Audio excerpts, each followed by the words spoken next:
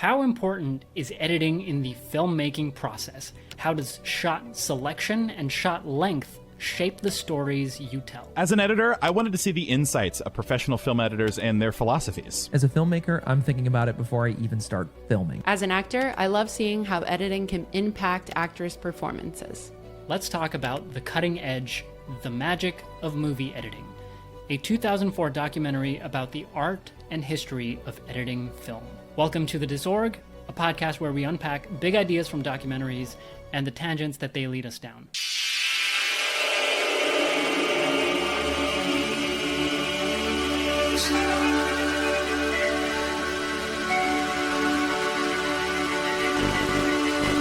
Okay, I'll start us off with a quick summary. We watched The Cutting Edge, The Magic of Movie Editing, and the reason we watched it is because a couple episodes ago we watched a terrible documentary, and during that episode, Grant said that, he talked about the power of editing and how they could have edited certain things better to tell the story that would have been much better than the one that they actually told. Nice callback. Thank you.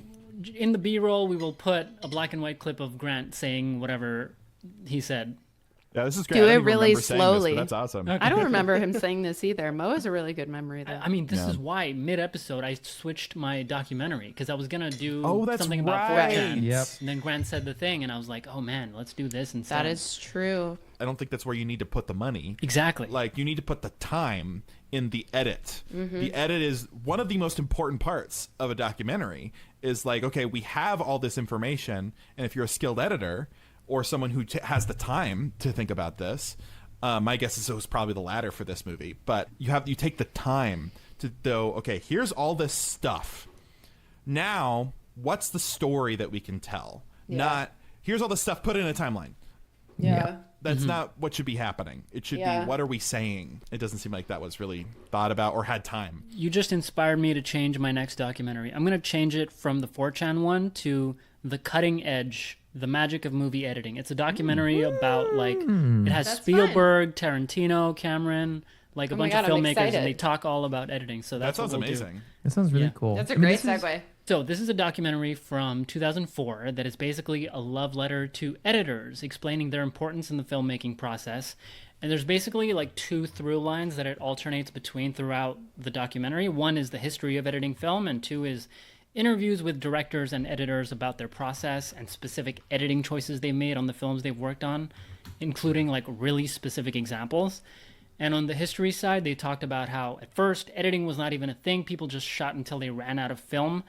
The first time edits were made was the same year that human-powered flight happened. So And cool. That's really cool, yeah. The idea that you could show one shot and then show a different shot or angle and that the audience would understand the connection, which is something we all take for granted now, at the time was groundbreaking. And here's two quotes from that section. Cutting separate shots together could produce a story. The choice and length of shots shape our response to everything we see on screen. Then Hollywood became a thing. The studio system led to a factory line approach to filmmaking. It was mostly women that were doing the editing. It was not a glorified job. It was invisible, not appreciated. A quote here was they were considered hands for hire rather than creative partners. Then sound became a thing, which introduced this additional technical element. All of a sudden you had more male editors. At that point, there were a set of unwritten rules that had developed in Hollywood when it came to editing. But then they took influence from international films from places like France and Germany. They brought new ideas, there was this French movie that used rapid jump cuts to tell a story, which was then adopted in Hollywood. A few quotes from that section. Every rule was violated. Length of shots, discontinuity. The Russians broke those rules. The Germans broke those rules. But it was new to Hollywood. And then you get to the modern day editing implications of CGI and stuff like that. You can tell stories without even having actors in some parts. And then the interview side, we saw directors like Jodie Foster, James Cameron, Spielberg, Tarantino. We saw producer Jerry Bruckheimer, Martin Scorsese. We saw George Lucas, who started off his career as an editor. I did not know that. That's really cool. I I didn't know that either. And then there were editors like Walter Murch, who won an Oscar for the sound mix of Apocalypse Now, and he also got a nomination for film editing. I'm obsessed with him. I Yeah, love he was how great. he was like talking about how he was standing up sprung with his Yeah, knees and he, like, bent. Yes, felt it that in was his fun. body or something. Ugh. Yeah, that was Yeah, really cool. that's why Apocalypse Now is so good. Makes sense. And that was great because we got to learn about the dynamic between directors and editors, which is a really intimate relationship because once shooting ends, nobody spends more time with the director alone than the editor. And that's a big transformation to what I said earlier, which is that editors were completely invisible at the beginning. A few quotes from this section. I think successful editors are really sly politicians. Each little meaningless gesture adds up to a full performance.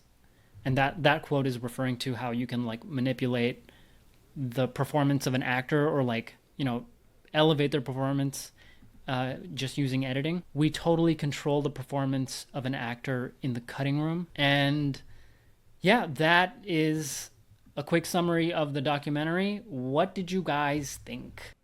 So Chris and I thought it was kind of slow. Yeah, that was my initial reaction to.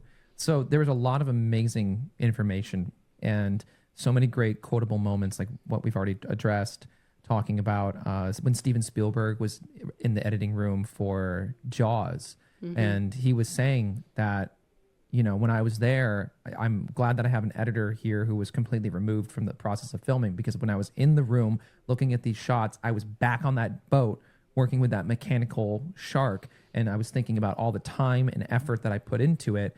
And here my editor was telling me that it only looks good for 40 frames, and I wanted it for 48 frames or whatever, Yeah. right? He was too And precious about it. he's way too precious, and he was like, I had to reckon with that and just be like, no, yeah, she's right. It looks way better for 48 or 40 frames or whatever it was. So there were great moments like that, but also for a movie, for a documentary about editing and everything, I'm not like wrapped at attention. And I kind of have a quote that I was going to maybe save for my tangent, but I think I'm just going to play it right now because I think it's applicable. So let me just pull that up quickly. What I'm afraid of is the tendency for everything to go by quickly. And I'm afraid of what it does to the culture. A sense of consuming something and throwing it away, as opposed to being enveloped with something. Taking the time to see and experience time in a different way. Yeah. That to me was like a huge moment inside of this documentary, because it's preceded by talking about the editing on like XXX and Fast and Furious, which is like doom, doom, doom, doom, doom, like showing the same stunt from like 8 different angles, like over and over. It's like fast paced, and there's all this information flying at you, Michael Bay style like film editing. And this movie or documentary just asks you to be like, hold on, let's talk about it. Like, let's have a conversation. It's 2 hours long. It's really not that long. It's an hour and a half. It's an hour and a half, but it did feel very, like, it was very like laborious to a certain degree. I still enjoyed it, and there's still lots of great moments in it and nuggets of information. But yeah, it was like a little slow for me. And are you putting like a value judgment on that? Are you saying it's good or bad? Or are you just saying like neutrally it was slow? Or just an observation. I think that when you hear it's a documentary about making movies, right, and like editing movies, there is a certain kind of, I don't know, excitement. You get like a certain level of excitement about like showing us the magic behind the scenes.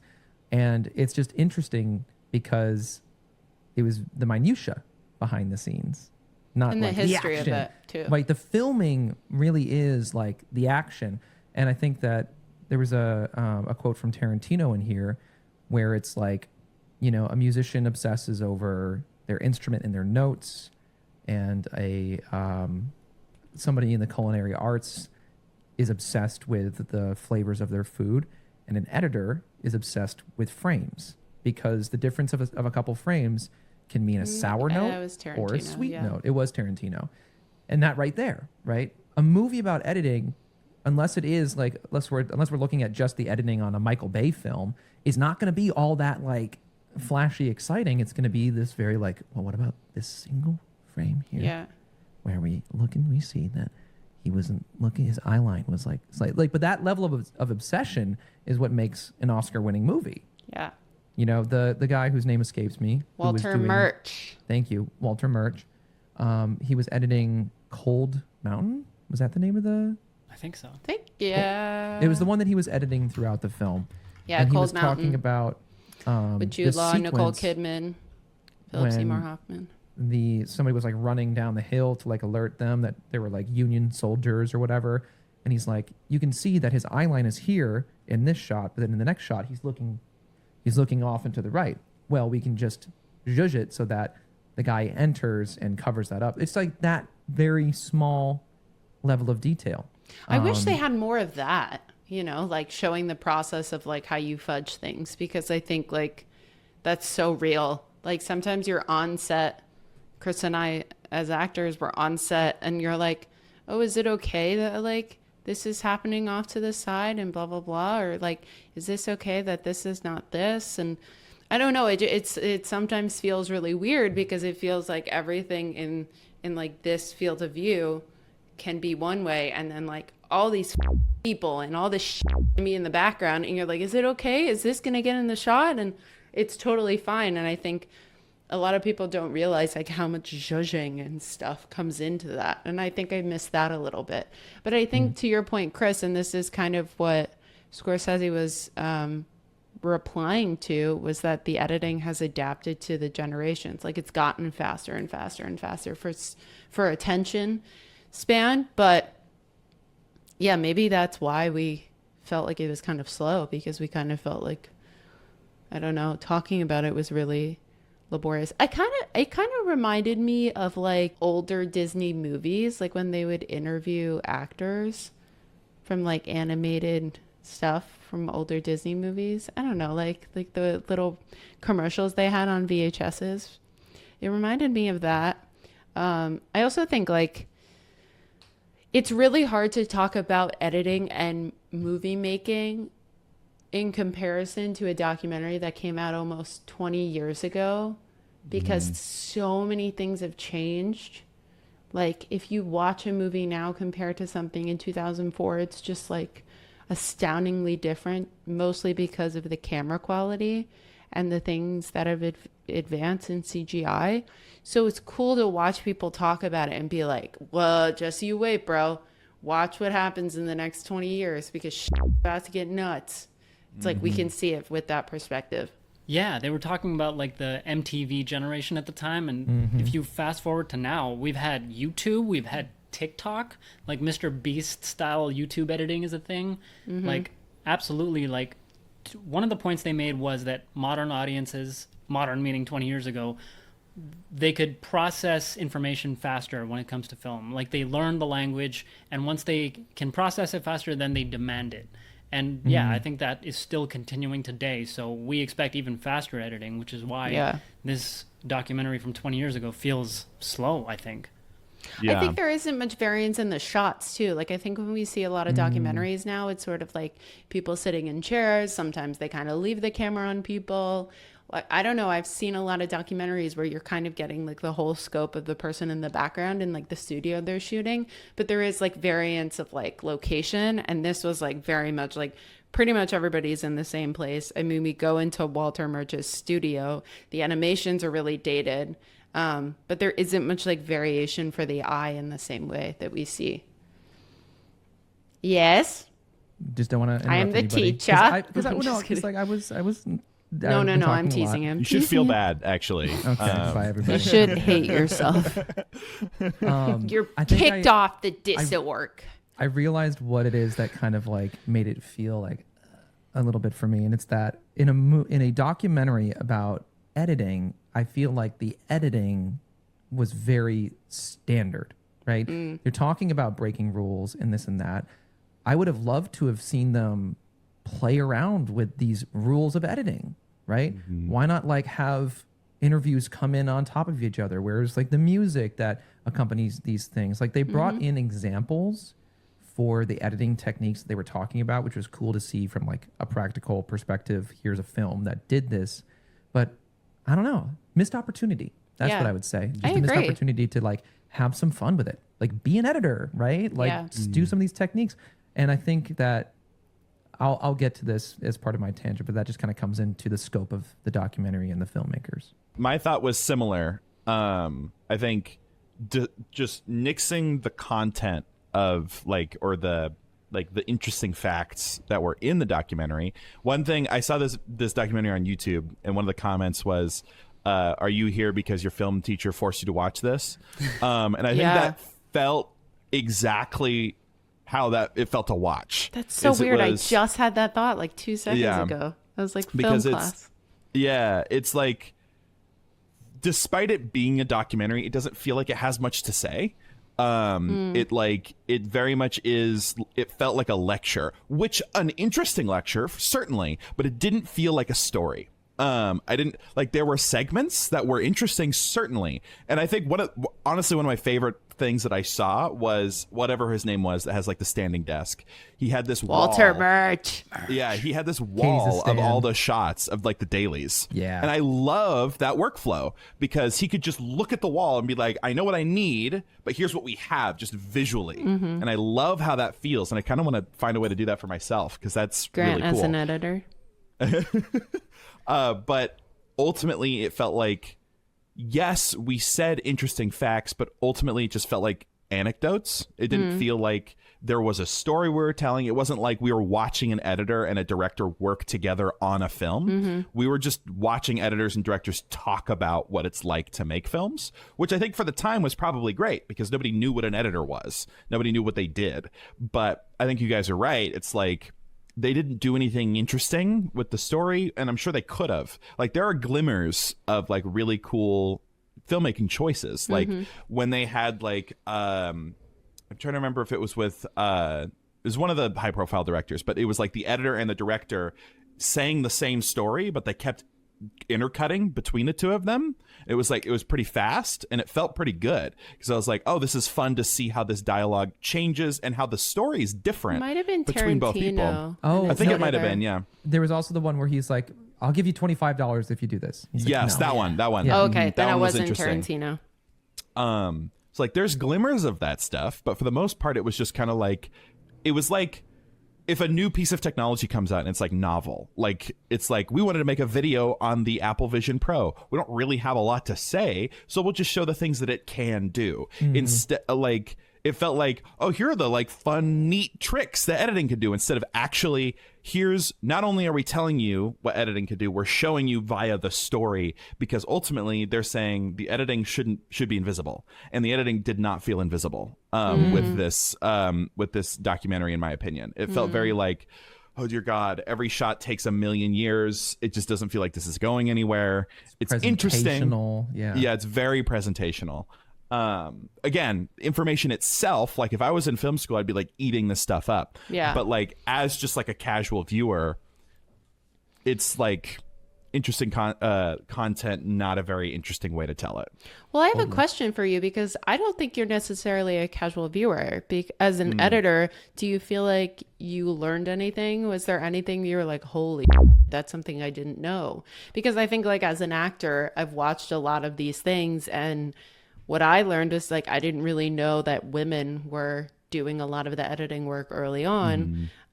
So that was just really cool to see, especially, and I'll go into this in my tangent, but how women are very underrepresented in the actual like behind the scenes part of the industry. So did you feel like you learned anything that you felt like, oh, lots. I wouldn't have known that? Okay. Yeah, definitely. Like I'm a video editor, I'm not a film editor, and that the way you do that is so different.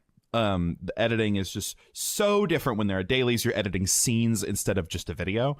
So the philosophy I thought was really interesting about how they're watching sight lines, and they're agonizing over each cut, because it's not like you're the direct, like, because obviously for a content creator like myself, you kind of know like exactly like how you want it to look. There's some playing around, but for the most part, you have kind of a vision of what it's supposed to look like. When an editor in the film looks like they're coming in with nothing. They're coming in just like, this is what I have. Here's what we can make with it, which is really cool and inventive.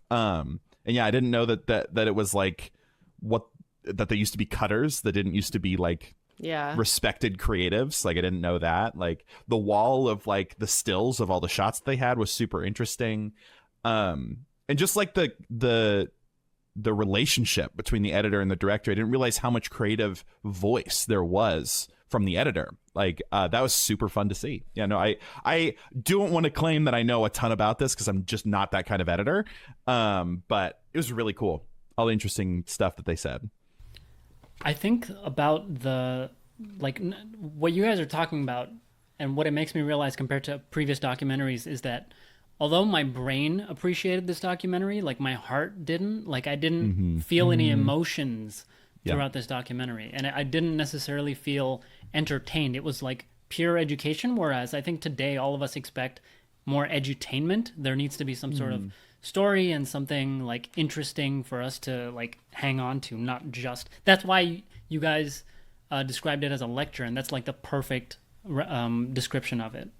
And I think that editing can add that level of like playfulness and entertainment. Like I think we take it for granted, but if you think about, and I can't necessarily say it could be made better in the period that it was in, sounding like it's talking about forever ago, but like 20 years ago, the animation that we can do now is so different.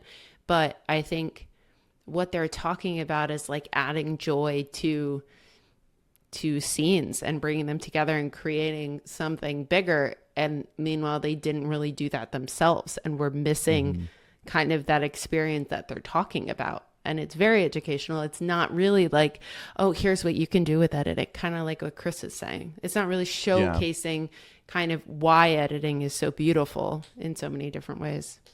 Yeah, I think what would have been more impactful for me, because like obviously it's just interesting information, but I don't know if I could like recommend it to somebody who's not interested in film. Yeah, like unlike like God of War, like that documentary was really interesting because it was the story of the creation. Like we got to see the personal like emotion behind it. If we could see what that looked like the emotional impact it had on an editor and a director, like, or maybe a couple films that they filmed during, like that would help immensely with how much staying power it has. Yeah, and learning more. I think if you're able to, I don't know, profile even one or maybe 3 movies that are like Oscar bait and like follow them through the processes of like getting stuff together. And like at least now we know there was a huge strike and like you couldn't promote movies because that would go, the actors were on strike and you could literally not do that or they would be violating the strike.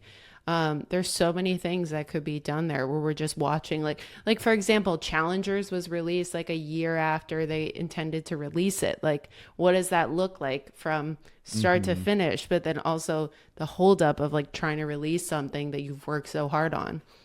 Yeah.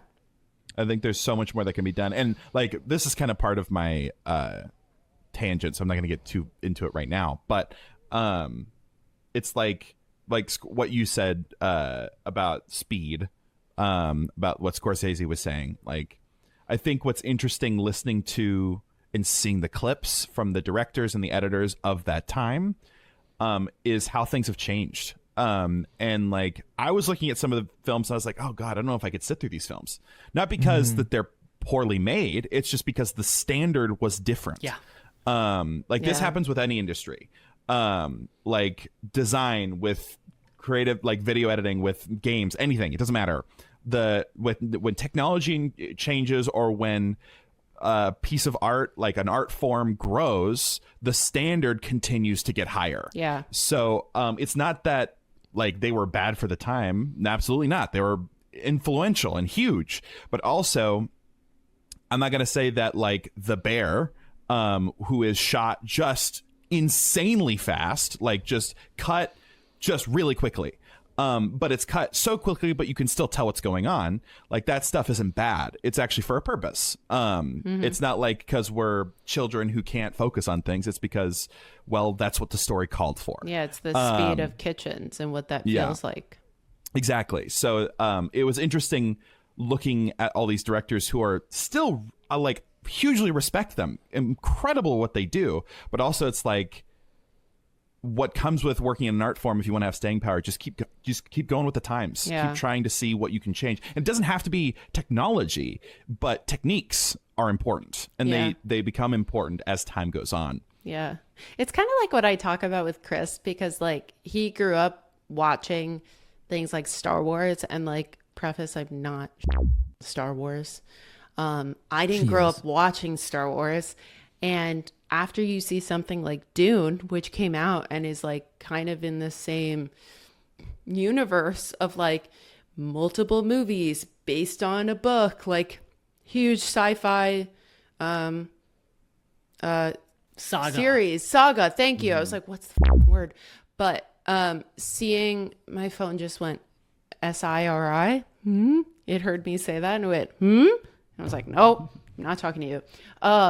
But seeing something like Dune being made, I mean, the first one was made in like 2021 compared to like the first Star Wars, which was like, I think 79. And like, obviously there's camera, there's like different creatures that are made like less practically, more like with CGI, but it is so different that when I watched Star Wars for the first time, I was like, interesting. Well, like if I saw that as a kid, I think I would be so blown away.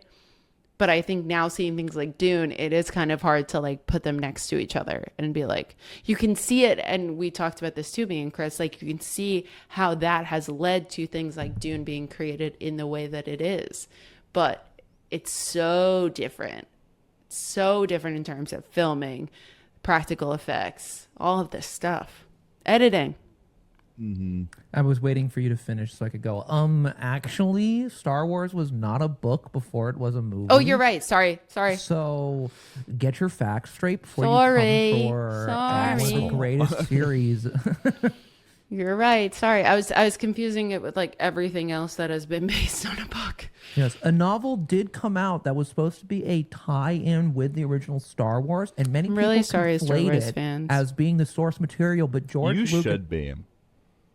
I mean, yeah, I wish I had grown up with it. I think it would be really cool to see them in comparison with sort of that knowledge, but it is so different, and it's cool to see how sci-fi has changed so much. I guess I would say like, yeah, I would compare them more as in like they're sci-fi sagas. They're just like the pinnacle. Yeah, they're epics. Yeah, their sci-fi scope is what you're talking storytelling. about. Yeah. It's like a space opera. It's massive in its scale of both characters, music, actual setting, like going planet to planet. World building, exactly, I think, is huge. The lore. It's stuff like The Hobbit or like The Lord of the Rings that are like really, really involved, and you have to like really buy into it. I'm also reading Dune right now, so like trying to still figure out everything, even though I've seen the movie and understood most of it. But it's cool to see them in comparison. But yeah, I agree. Like so much has changed that it's hard to put them up against each other. It would be fun if they like released all of the footage that they shot for the documentary and let anybody edit it. Like That'd give be it cool. to so that fun. students could do it, and then like see what kind of That would be different really story cool. they could tell. Yeah. I mean, As an assignment. and in the modern day, like anybody could take this, even the footage that they have in the documentary itself, and turn it into a 20-minute YouTube video that is far more compelling than what they have or something. Because to be perfectly honest, the chapter format is tired.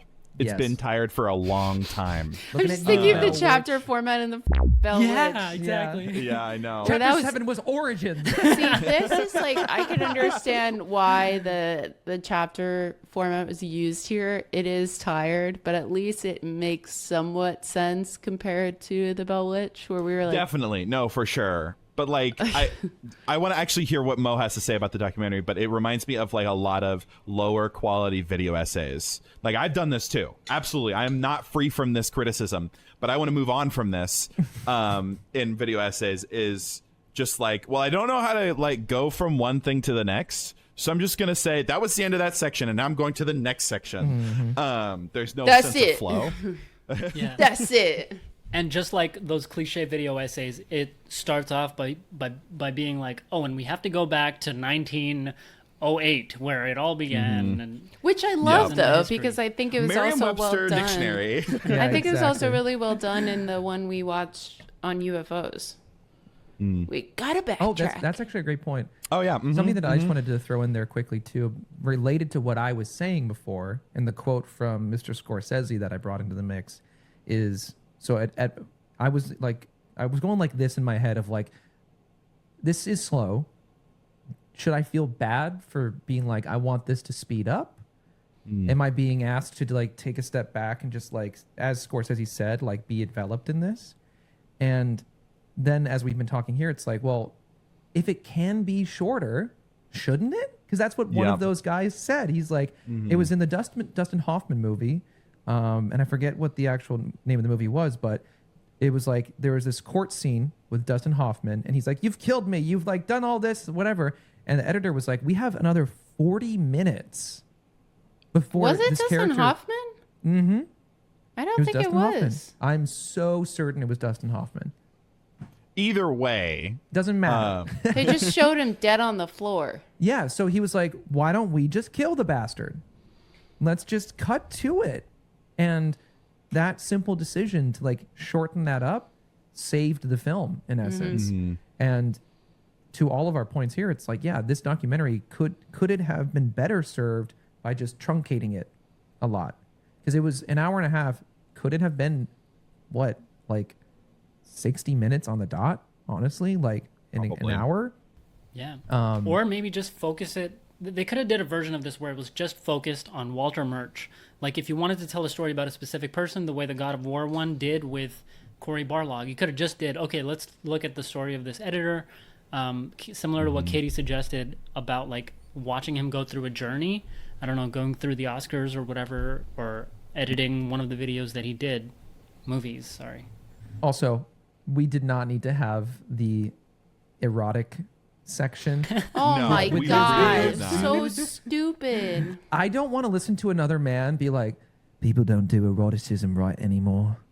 It's nothing's erotic like it used to be, you know. If it's you always show been- less, it's more and erotic. they're always like, If you show more, it's sitting way pornography. back, they're like, it's not, you know. high out of their mind. Exactly. How do right? you They're think like- it feels being a woman watching that? I'm like, it's- That is, actually, I have a question for you on that about watching this as a as woman. the but, token woman. yeah, but woo! I would really like to hear, Mo, what you thought Yeah. about this documentary before we get into more specifics. I liked it because I enjoy lectures at school, and this reminded me of that. And I had a great time at school, and I always loved school, so I think that's why it worked for me. I was like, I enjoyed it because I'm a nerd. Yeah, exactly. Yeah. That's No, really accurate. valid. And also, like, a lot of it was just stuff that I really took for granted. Stuff like the power of editing to slow things down, speed them up, surprise people, amuse people. Like, just the basic idea that cutting separate shots together could produce a story, and that this was not a thing for, like, 99% of human existence is, like, really cool. Because it's like, Yeah. I don't know, it's like oxygen where we just don't acknowledge it because it's so part of our lives, especially Yeah. like in the modern day as content consumers who are always watching video. We're like editing is just like part of our language at this point. So it was And interesting to it's see the behind so the scenes. easy to do. Like, I don't know. I look at that and I'm like, holy shit. If I cut that film in the wrong spot, I would lose my mind. Or like, have you guys, I just showed Chris it recently, Boogie Nights. I love Boogie Nights. So you know that part, Mo, where like, you guys should see it if you haven't seen it, but it's about, they're filming, and Mark Wahlberg plays Dirk Diggler, a famous star. And there's a part where like it's his first time filming something, and they're filming and they run out of film, and he says to Burt Reynolds, who's playing the main guy, he's like, we need more film. And he's like, because it's so good, but they need to load the whole roll of film because it's the 70s. Yeah. It's just so mind-blowing. That's like, holy shit, they had to do that. And to cut it, you had to be really precise, and you really had to get it right. Because if you the film too, which happened,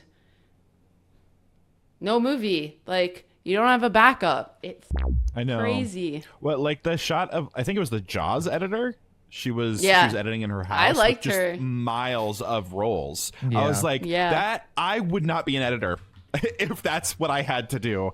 That sounds awful. Yeah. Yeah. I know, literally. Something else It's, that I was just thinking being about. an editor then was like, yes, Chris. No, sorry. Something that I was just thinking about too was that I think in essence we're also spoiled because that documentary came out in 2004, and as we keep saying, we're taking these for granted, but even beyond just like the skill and quality of major motion pictures editing getting better and better and better, is that the technology is what because I picked up on what you're saying, Katie, is like the technology to do this now is not that mind blowing. You can do it on your iPhone, Yeah. super basically. You Yeah, know? with TikTok. with iMovie, right? All that Windows Movie Maker, right? Mm-hmm. We as a generation grew up with the ability to do this. Yeah. In essence, so it's I really was doing not this all as a that. teenager. You can definitely appreciate that, but in that way too, it's like our standard for editing is through the roof. Yeah. Yeah, to a degree. absolutely. It's Even true. if it is invisible. It's so true. That's what happens like with games too. The easier the tools become to use, the higher standards excellence becomes. Yeah. Because if everyone can make what used to be The Shining, like if they can edit like The Shining was edited now, then people need to immediately get way better. Because then where's the market value? Yeah. So yeah. Yeah. And I just if put a it's quick like link. CGI stuff too, it's like your monsters need to be better. All of it needs to be tight. Sorry, I put a quick link into the private chat here, because I was thinking to myself, I'm like, there's got to be a more fun, exciting way to explore editing, and this is the first YouTuber that came to my mind. It's Every Frame of Painting, and his videos he was back in the golden age of YouTube where you didn't have to meet the 10-minute mark in order to like get AdSense revenue and things like that. So he was just making very I don't know if that's the specific reason, but essentially, a lot of YouTube videos now, it's like 15 minutes minimum because that's what's going to get the most engagement, anything. But his videos are very, very short, very digestible. And he talks about a lot of different things like visual comedy, right? In Jackie Chan, The Art of Silence in Martin Scorsese. Let's see here. Robin Williams, In Motion, David Fincher, The Other Way Is Wrong, Silence of the Lambs, Who Wins the Scene, like all of these things. I want to know David Fincher's editors because Yeah. he must That work with right like the there. same person. David Fincher's editing, the editing in David Fincher movies is impeccable, is like some of the tightest, because he is such a perfectionist He's too. such a perfectionist. James So, Haygood like, it for just- Fight Club. Comes in. Yeah, he Every Frame of Painting has even a video on editing, where he's talked to editor, or no, I don't know if he talked to editors, but he looked at different interviews with editors. And what the thing that like resonated with me, I don't know if this resonates with you, Christian, but one like tenured editor is there's no like technical way to know when to cut. You just have to feel it. It is about feel. I was like, yeah, that's it. Is you just have to watch it and go, that didn't feel right, so let's play with it until Yeah. it feels right. Yeah, Yeah. that actually kind of goes into my tangent if nobody else. I have a few more things to talk about. I just want to share some of the other like big mind-blowing things for me. One is that 200 hours of footage in a Hollywood movie turned into a 2-hour movie. Like I Crazy. just could not even imagine going through that. That is insane and like really helps me better understand it because I'm used to modern content and especially nonfiction content where you just have one take for all the stuff. Like editing a podcast is like, okay, you know exactly what you're going to do. And so I already knew about like shot length, like that's something that I'm used to and based on the stuff that I've edited. But the shot selection, that's an aspect that I don't have any experience with because I haven't made any fictional films where you're doing multiple takes of something. Yeah. That's like a Angles. huge part of the filmmaking. And like I just didn't have any appreciation for it. And it makes me like one of the questions one of my friends asked me when I told him we were going to watch this was, okay, but are these filmmakers known for their editing? Like Tarantino, Spielberg, and all those people. And I didn't have a good answer for like, like, does that matter? Like, maybe editing is so fundamental to filmmaking that you can't have a good filmmaker without it also being good editing. But I do recognize that some directors are better known for their editing than others. What do you guys think? Like, what would your answer be to the question, well, are James Cameron, Spielberg, and Scorsese known for their editing? Why are they being interviewed for this documentary about editing? I feel like my answer would be, and this could be wrong, but I think nobody's looking at a movie and being like, oh yeah, Scorsese, his editing is like this, and so's editing's like this. I think they're looking stylistically at it. Like, you're not going to confuse a Scorsese movie for a Tarantino movie. They're very, very different. So different. So different.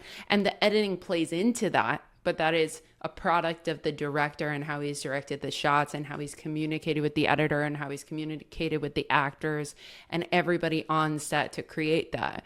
Because, like, for example, Kill Bill, like, you literally start Kill Bill and there's like all of these different shots. There's a very clear way that he wanted that to look, and that started with him blocking out shots, and that's the relationship with his editor being like, this is what I want it to look like. While, like, Scorsese, you talk about, like, I don't know, the most recent thing I saw was Killers of the Flower Moon. Completely different.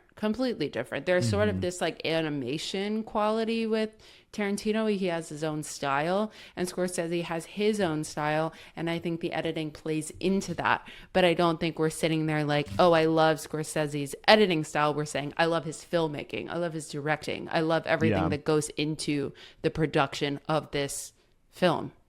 Yeah. I want to make maybe a controversial statement. I think video editing is filmmaking. I think that's like that is honestly, like, of course, when your production is massive, huge part of the filmmaking process, but that is making the pieces. That is not putting them together. The putting them together part is so imperative. And I would argue that some filmmakers are not known for their editing, as like publicly. Some are. So one I would give as a great example of somebody who is known for editing is Edgar Wright. I don't know if you guys have, we all know who that is. Scott for Pilgrim. Our listeners, Scott Pilgrim. If you don't know, listeners, he made Baby Driver, Scott Pilgrim, Shaun of the Dead. Shaun of the Dead, thank you. Very known for tight editing, but not in the invisible way, in the fun and like engaging kind of way that is like not seen a lot in a lot of other directors. So it's like, it really depends. Cause like if you compare Edgar Wright to Denis, which is like slower and atmospheric and like just, it's so emotion based and you're in your feels and shots last a long time for you to really just soak it in. So different from how you would see Edgar Wright. Yeah. And like some people are more brazen about their editing techniques, others aren't. So I think it probably depends on the kind of projects they work on to depend on if they'd be known for the editing. I think it's hard to define. Like, I agree with you where you said that, and I'm like rethinking what I said, and I think, Tarantino's also known for his editing, but I think the editing plays into his style. So people don't say like Tarantino's editing, they say like Tarantino's style, where I think Edgar Wright is similar, but the editing is a huge part of it. Well, I think we're talking about... Yeah. Oh, so sorry. No. I was just going to say, I guess for each person, editing plays into it, but it's like a piece of a pie that is like their entire style. Because like we could talk about Fincher too. Like things are tight, but it's also because he directed shots to be that way. And he directed his editor to be that way. But how early did that start? Or did he realize, like that scene with Tarantino when they were talking about, I don't know if they were editing Pulp Fiction. It might have been it where they were like, it was this long of a cut, and it was like, no, it needs to be a lot shorter, and no, we got to add it back. Yeah, the like, date thing from Pulp Fiction. Yeah. So that was like huge in terms of like the editing made a big difference, but I don't think he went in like, this is how the editing is going to look. But it was important enough in that film to... So... I want to jump in on that statement of like, I don't know how this is going to look. I think what we're talking about is the difference between shooting for coverage and shooting with a specific intent in mind. You know what I mean? Right. Like there's a lot of pre-visualization that goes into making movies. Yeah. Doing a storyboard is huge in Paramount because it gives you an idea of like how it's going to flow and all of that. But there's the guy who directed Triple X and Fast and Furious was talking about eventually. He was just like, set up a bunch of cameras, you know? Yep. And I'm not knocking his film style. That is his style to a certain degree, right? But if you just film for coverage, then yeah, you're in the editing room like, well, should we use this shot? Should we use this shot? Should we use this shot? Right? You've got so many shots of the same sequence of events. Then in that editing absolutely is its own thing. It's like, Yeah. you know, I feel like Michael, oh my God, Michael Bay. I was like, Bay. how do I say Michael? Michael Bay is a bit like that where, yeah, he's got like a ton of, you know, shots. The Jason Bourne series, right? They definitely shoot for coverage because I feel like in a lot of action movies, it's Yeah, like, you have we to. set up this stunt. We got to make sure we get it. And we got to make sure it looks good. So get it from multiple angles, right? So And in you that don't know way, how it's going to you almost don't pulled up my know. Yeah, you headphones. really don't know how it's going to result. Yeah. how it's going to fit into that. But I would say for people like Tarantino, Scorsese, Fincher. the Coens, Fincher, and this is a piece of my tangent, is that they kind of know what it's going to look like. They have thought it They're through. pre-editing. Yeah, Yeah, they're shooting for the 100%. edit. Let me 100%. clarify my Tarantino Oh yeah, there we go. That's statement. sorry, just really quick. I Yeah, want to yeah. make sure put a nice button on it. That's Grant just said what I wanted to say. Editing for shooting for coverage versus shooting for the edit. That's the difference. Yeah, let me clarify the Tarantino thing. I totally agree with you. And I'll backtrack by saying I don't think Tarantino didn't know because I think he's very specific about what he wants. But maybe for that movie, they were really trying to like fine tune it in a way that like Fincher will film, I keep bringing him up, but like the stories you hear, like he'll film the same scene for like 4 hours because he knows exactly what it's going to look like. While Tarantino, it might be a little bit looser, but he does pretty much know how it's going to flow together. I Yeah, wanted I to bring think up. yeah. Oh, Grant, you. Oh no, I was just gonna say it depends. Like very short of like, it's a collaborative process, so it's messy to know where editing starts and ends. You know, compared to direction or production or that kind of thing. And that's why when you see a lot of people who worked on teams, they don't say me, they say we, because Yeah. it really is such a collaborative process. So it's like, yes, editing is a really important piece, but it's also so collaborative with the rest of the process that it's like, I don't know if anyone's going to be known. That's why people don't usually say the editing is so good, because like they said, it's supposed to be kind of invisible. It's supposed to be in service of the direction and the director and the production, not its own thing. And Yeah. I think probably the more auteurs we get, the more they're being shot for the edit. Yeah.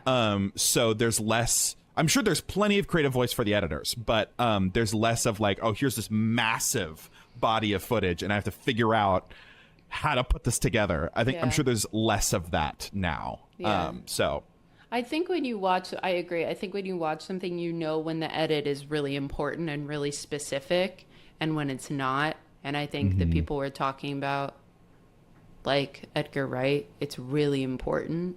And you watch that, and that's when I think it's not like you can't say you love the edit on like random things, but like you can really sort of, I don't know, it makes a lot of sense to pick it up because it's a huge part of what makes that movie.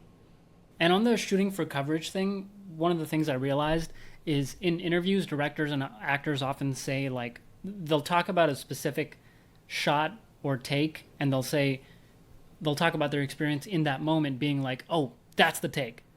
But then now what I'm realizing is you can get to the editing room, watch the shot, and be like, actually, that doesn't work for the story Yeah. that I'm trying to tell. And it makes the case that you should keep shooting even after you think you got the shot as a Yeah. filmmaker. Exactly. Definitely. Exactly. It's called one for safety. It's like that Yep. felt like the one, but let's get one for safety. And just like You just never know. Chris always and says this that is- to me on auditions. Yeah. Well, it's like, you know, it's one thing, and it's not to say that when I say like shooting for coverage is bad or anything like that. I think it's important to have coverage because it gives you options to play with. But there are some times where I think people get very specific, and I'm like, no, I know what I want, and it's this shot, so let's just get like good takes of this angle, of this style, whatever.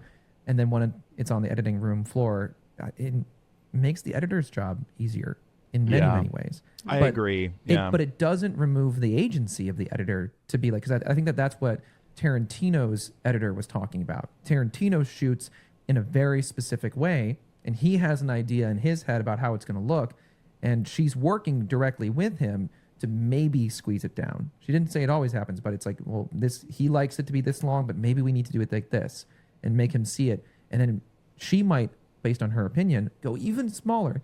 And then he can be like, no, that's too small. Yeah. Back to it. But you find that middle ground. It was like when Steven Spielberg and his editor were working together, On and they were Jaws. like, and they were cutting together, right? It's like, well, you pause whenever you feel like you need to cut, and I'll pause whenever I feel like I need to cut. And if we ever land exactly at the same time, then that's where the cut is, because it's all based on feeling of like, that works, that doesn't work, whatever. Yeah. Yep. No, I I agree. wanted to ask you guys, because Grant, I know you were going to ask me about watching this as a woman, but I wanted to ask you guys because I felt like what I really got from this, my favorite parts was when we were talking about sound.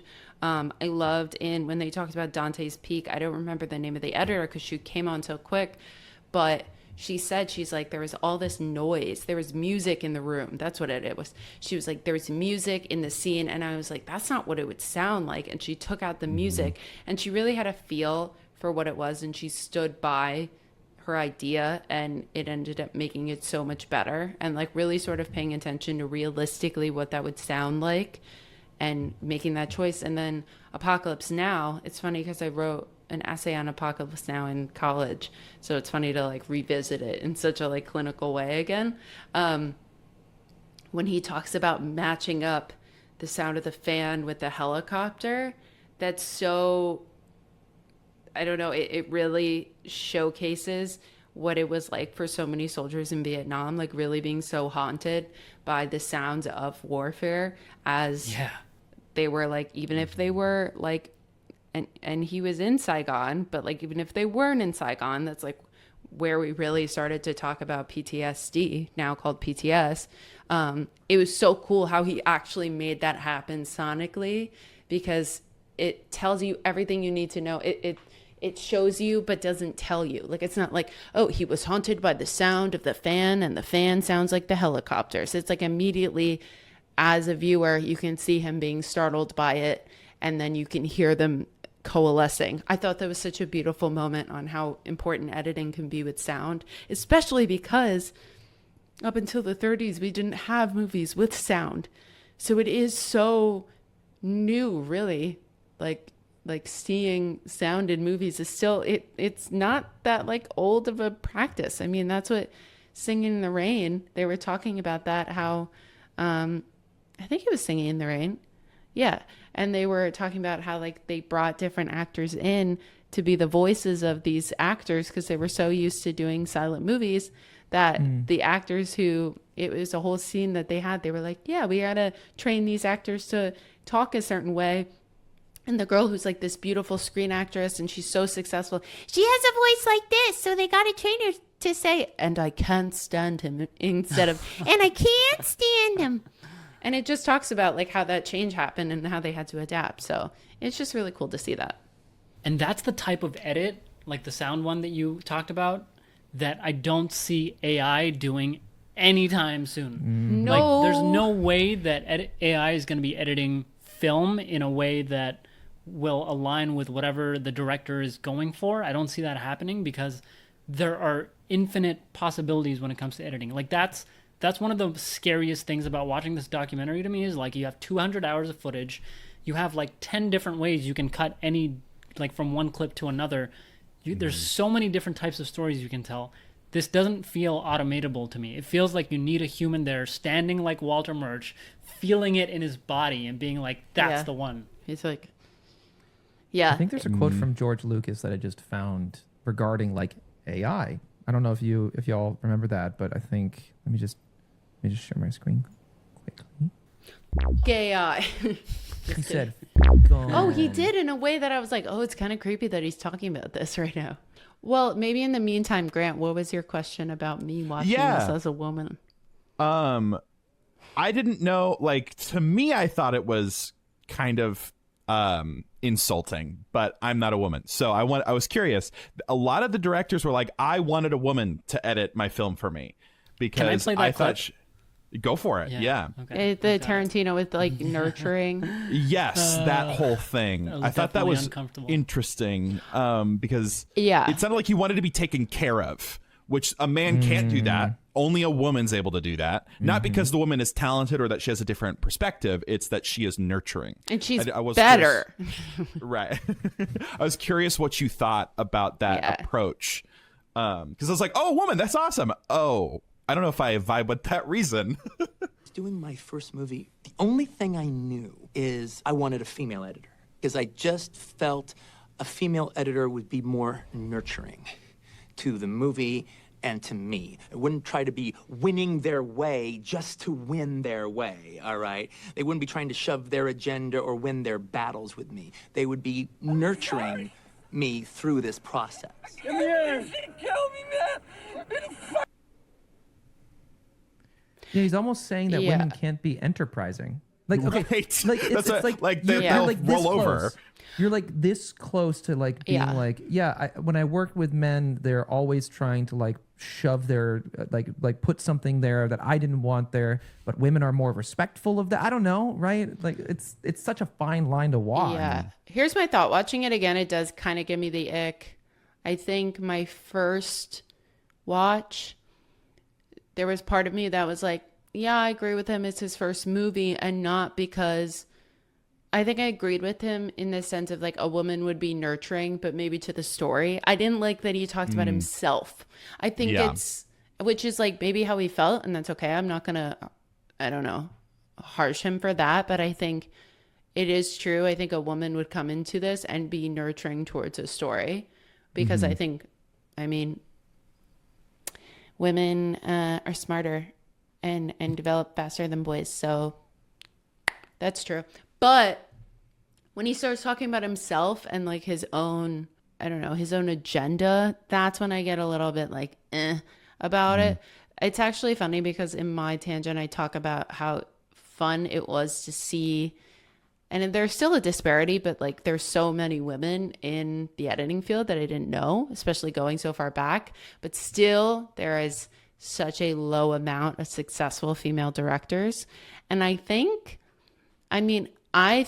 that there's a lot of reasons why, but I think this is a good example of how men are very willing to control the narrative and want to like have this sort of all existing power over this thing that they created. And it becomes like they can become a tyrant with it, which I understand as an editor, there is a responsibility for you to be the leader.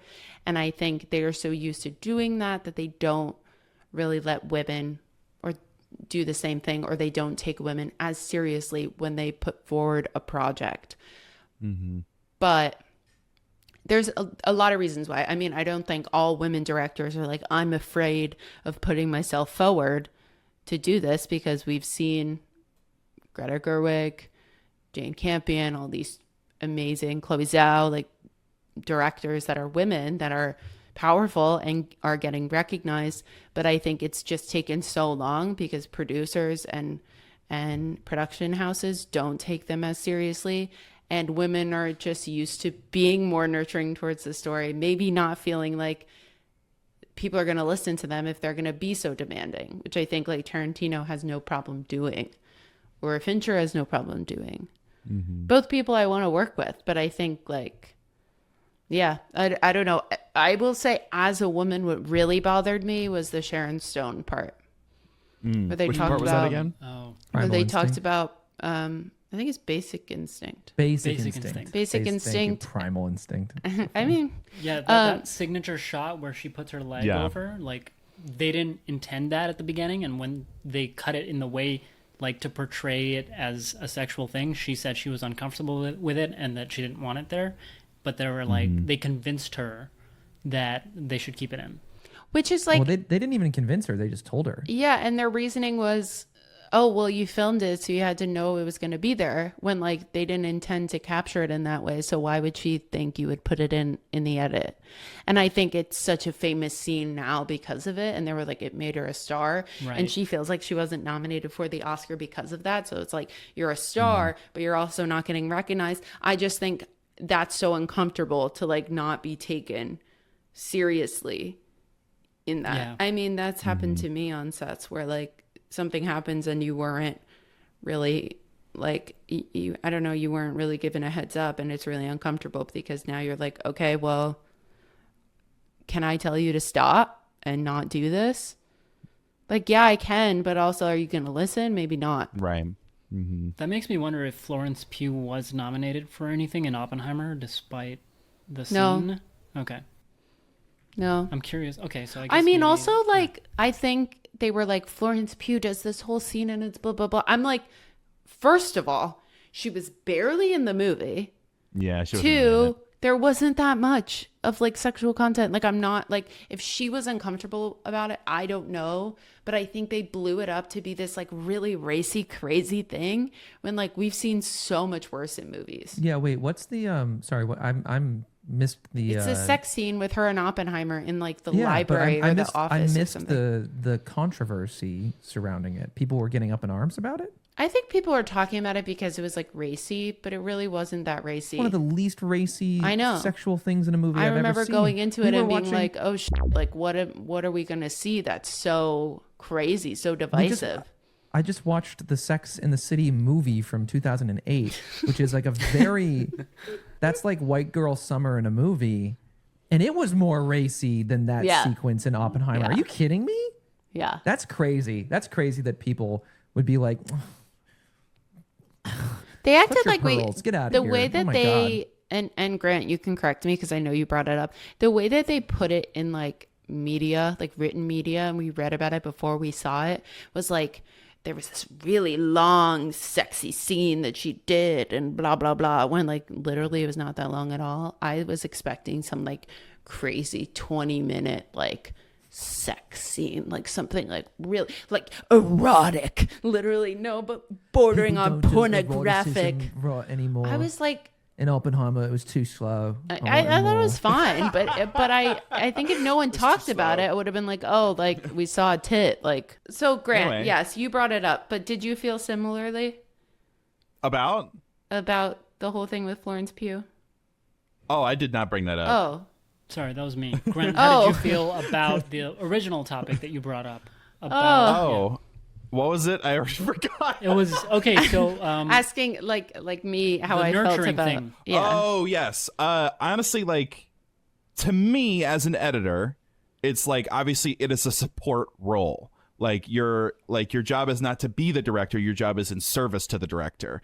But I think what I thought might feel insulting is that what I heard him saying was, oh, if we hire a woman, she'll be more nurturing to me and will compromise on the stuff that she thinks will work well because I said it won't. Yeah, we'll that's give what in it felt more. like to me. Like he wanted Yeah. to be a control freak over the edits, and he didn't want to be Yeah. challenged, and that's why that was his reasoning for it. And I was Y'all like, are more feminist than me. Shit. No, I'm just kidding. Because like And just to oh, sorry, go ahead. no, I was just gonna say, like, they talked about how editors are these politicians, Right. But how you have to kind of have to tiptoe around stuff with directors, which to an extent is important. But I think honestly, if you want to work in a good collaborative environment, the director needs to be open to different ideas. Yeah. And to his credit, I think he was, based on the example Yes. that Katie gave earlier about Yeah. Pulp Fiction and him cutting a bunch of stuff because of what his editor brought to the table. Yes, Yeah. but a lot of the times I heard a lot of them just being like, oh, they had to just keep saying it, or they had to just kind of like do it under the table or Pay anything like $75 to get their right. cut Yeah, in. Like that exactly. stuff isn't necessarily collaboration. That's nagging. Yeah. Yeah. And I don't want to nag as an editor. I just want to go, hey, I have this idea. Can we try it and Yeah. see how it feels? That feels better than going, oh, I would rather have this woman who's going to like slyly try to convince me instead of just say out of the gate, I think this might work better. Let's Yeah. try it. I see. Like, Yeah. that just feels with weird and less, gross. like with less power behind it. Yeah, I agree. I think it's definitely creepy. I think I watched it and I was like, But I think what stood out to me more was like him being like, this is my first movie. I want a woman to edit it. There was part of me that was like, yeah, I agree with you. Like, she will take her time and she will listen to you in a way that like a man might not. Yeah, No, that's I what can would absolutely say, see like, that. Yeah. Devil's advocate, because I feel like sometimes Tarantino can be an easy target for criticism. Less, and I fucking love Once Upon a Time in Hollywood, so it's because fine. why? Because frankly, the people who enjoy his films, the film bros, are the ones that are insufferable. He can be insufferable. He can be kind of like but he's very particular. But I think what he was saying is less like this person's I'm going to be able to overpower this person, and more that he's not going to have the experience of what he maybe previously had, which was working with a man, and that man trying to take total creative control. Right. Yeah. And think about it for a second too. If he's like, this is my first major film, the dude didn't go to film school. He just like worked at a video rental store. So he wanted to make his first film, and he just wants to make his first movie. And he's a young guy. He's like, I don't need somebody here to like bust my chops and like try to take the reins. I need somebody who's going to work with me, and if they are experienced, give me insight and nurture me. In the same way that as a young artist in New York City, I sought mentorship, not like somebody Absolutely. to like, point me and do this and do that. It's a collaboration. Yeah. Also, the project is so important to you that if someone comes in and says something, it can like really feel like it's deterring where you're trying to get to.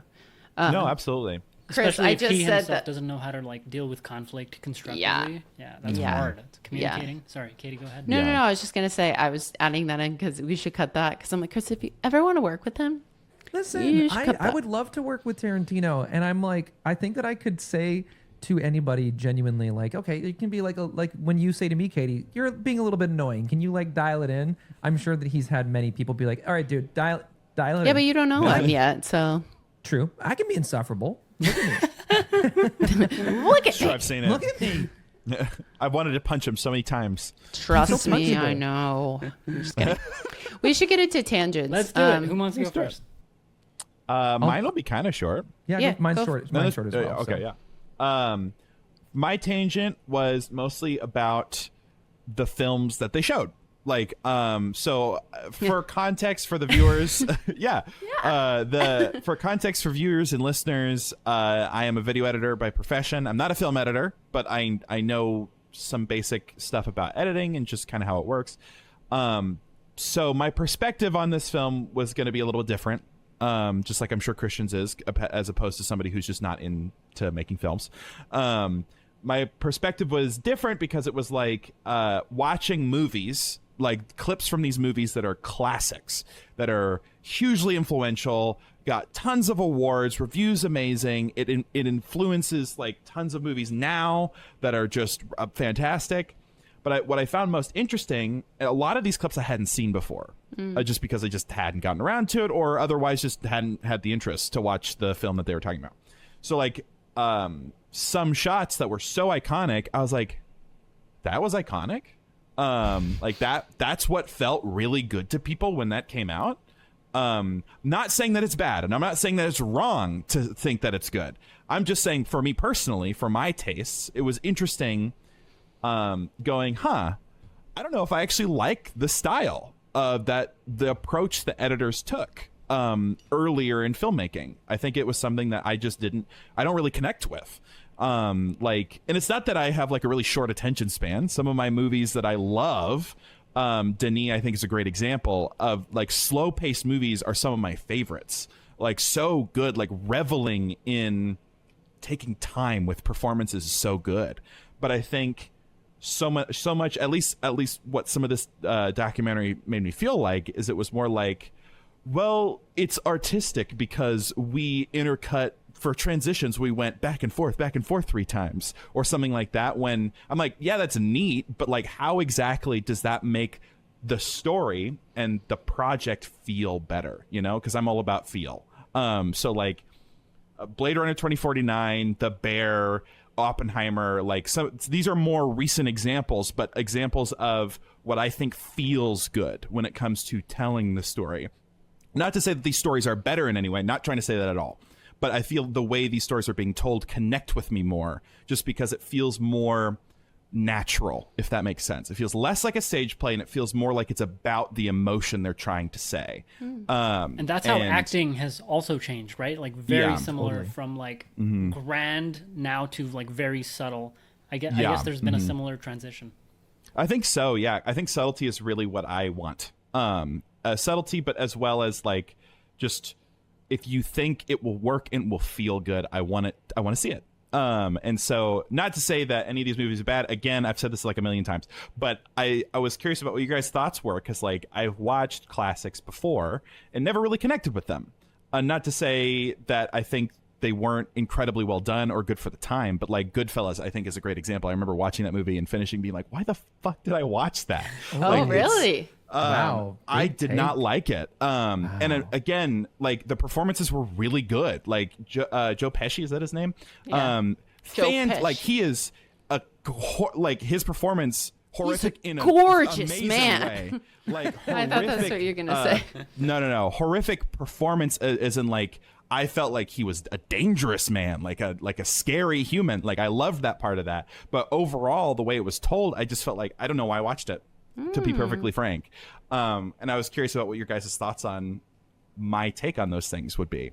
Have you seen The Godfather? I'm interested No, I in your haven't. comparison because Walter Murch edited that, by the way. Yep, I was going to say Walter Murch edited all the Godfathers, and it's a similar, plot line, just like mob mentality. So I would be interested in many of the same guys. So I'd be interested to see your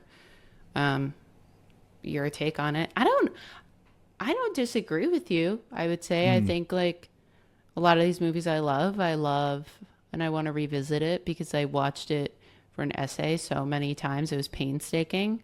Apocalypse Now, but there's something so cool about like the music, the coloring, the way they like showcase napalm, the acting performances. I really loved it. I guess, yeah, I would love to know, are there other movies that maybe weren't included, but maybe line up with this feeling that you have that you could, I don't know, share? Like something like Goodfellas where you're like, okay, I didn't really resonate with that. Like, I don't know. There's sometimes I really don't connect with movies and I don't understand why they're a classic too. But yeah, I would love to know what other ones you feel that way about. Yeah, I took a class in college by just watching some more classic films. Another one that not quite the same. Like I actually did enjoy watching this film, but I didn't see why it was a classic. Maybe because I just wasn't part of it when it came out. But Silence of the Lambs, which very well made movie, very, very well made movie. I'm not saying it's poorly made, not at all.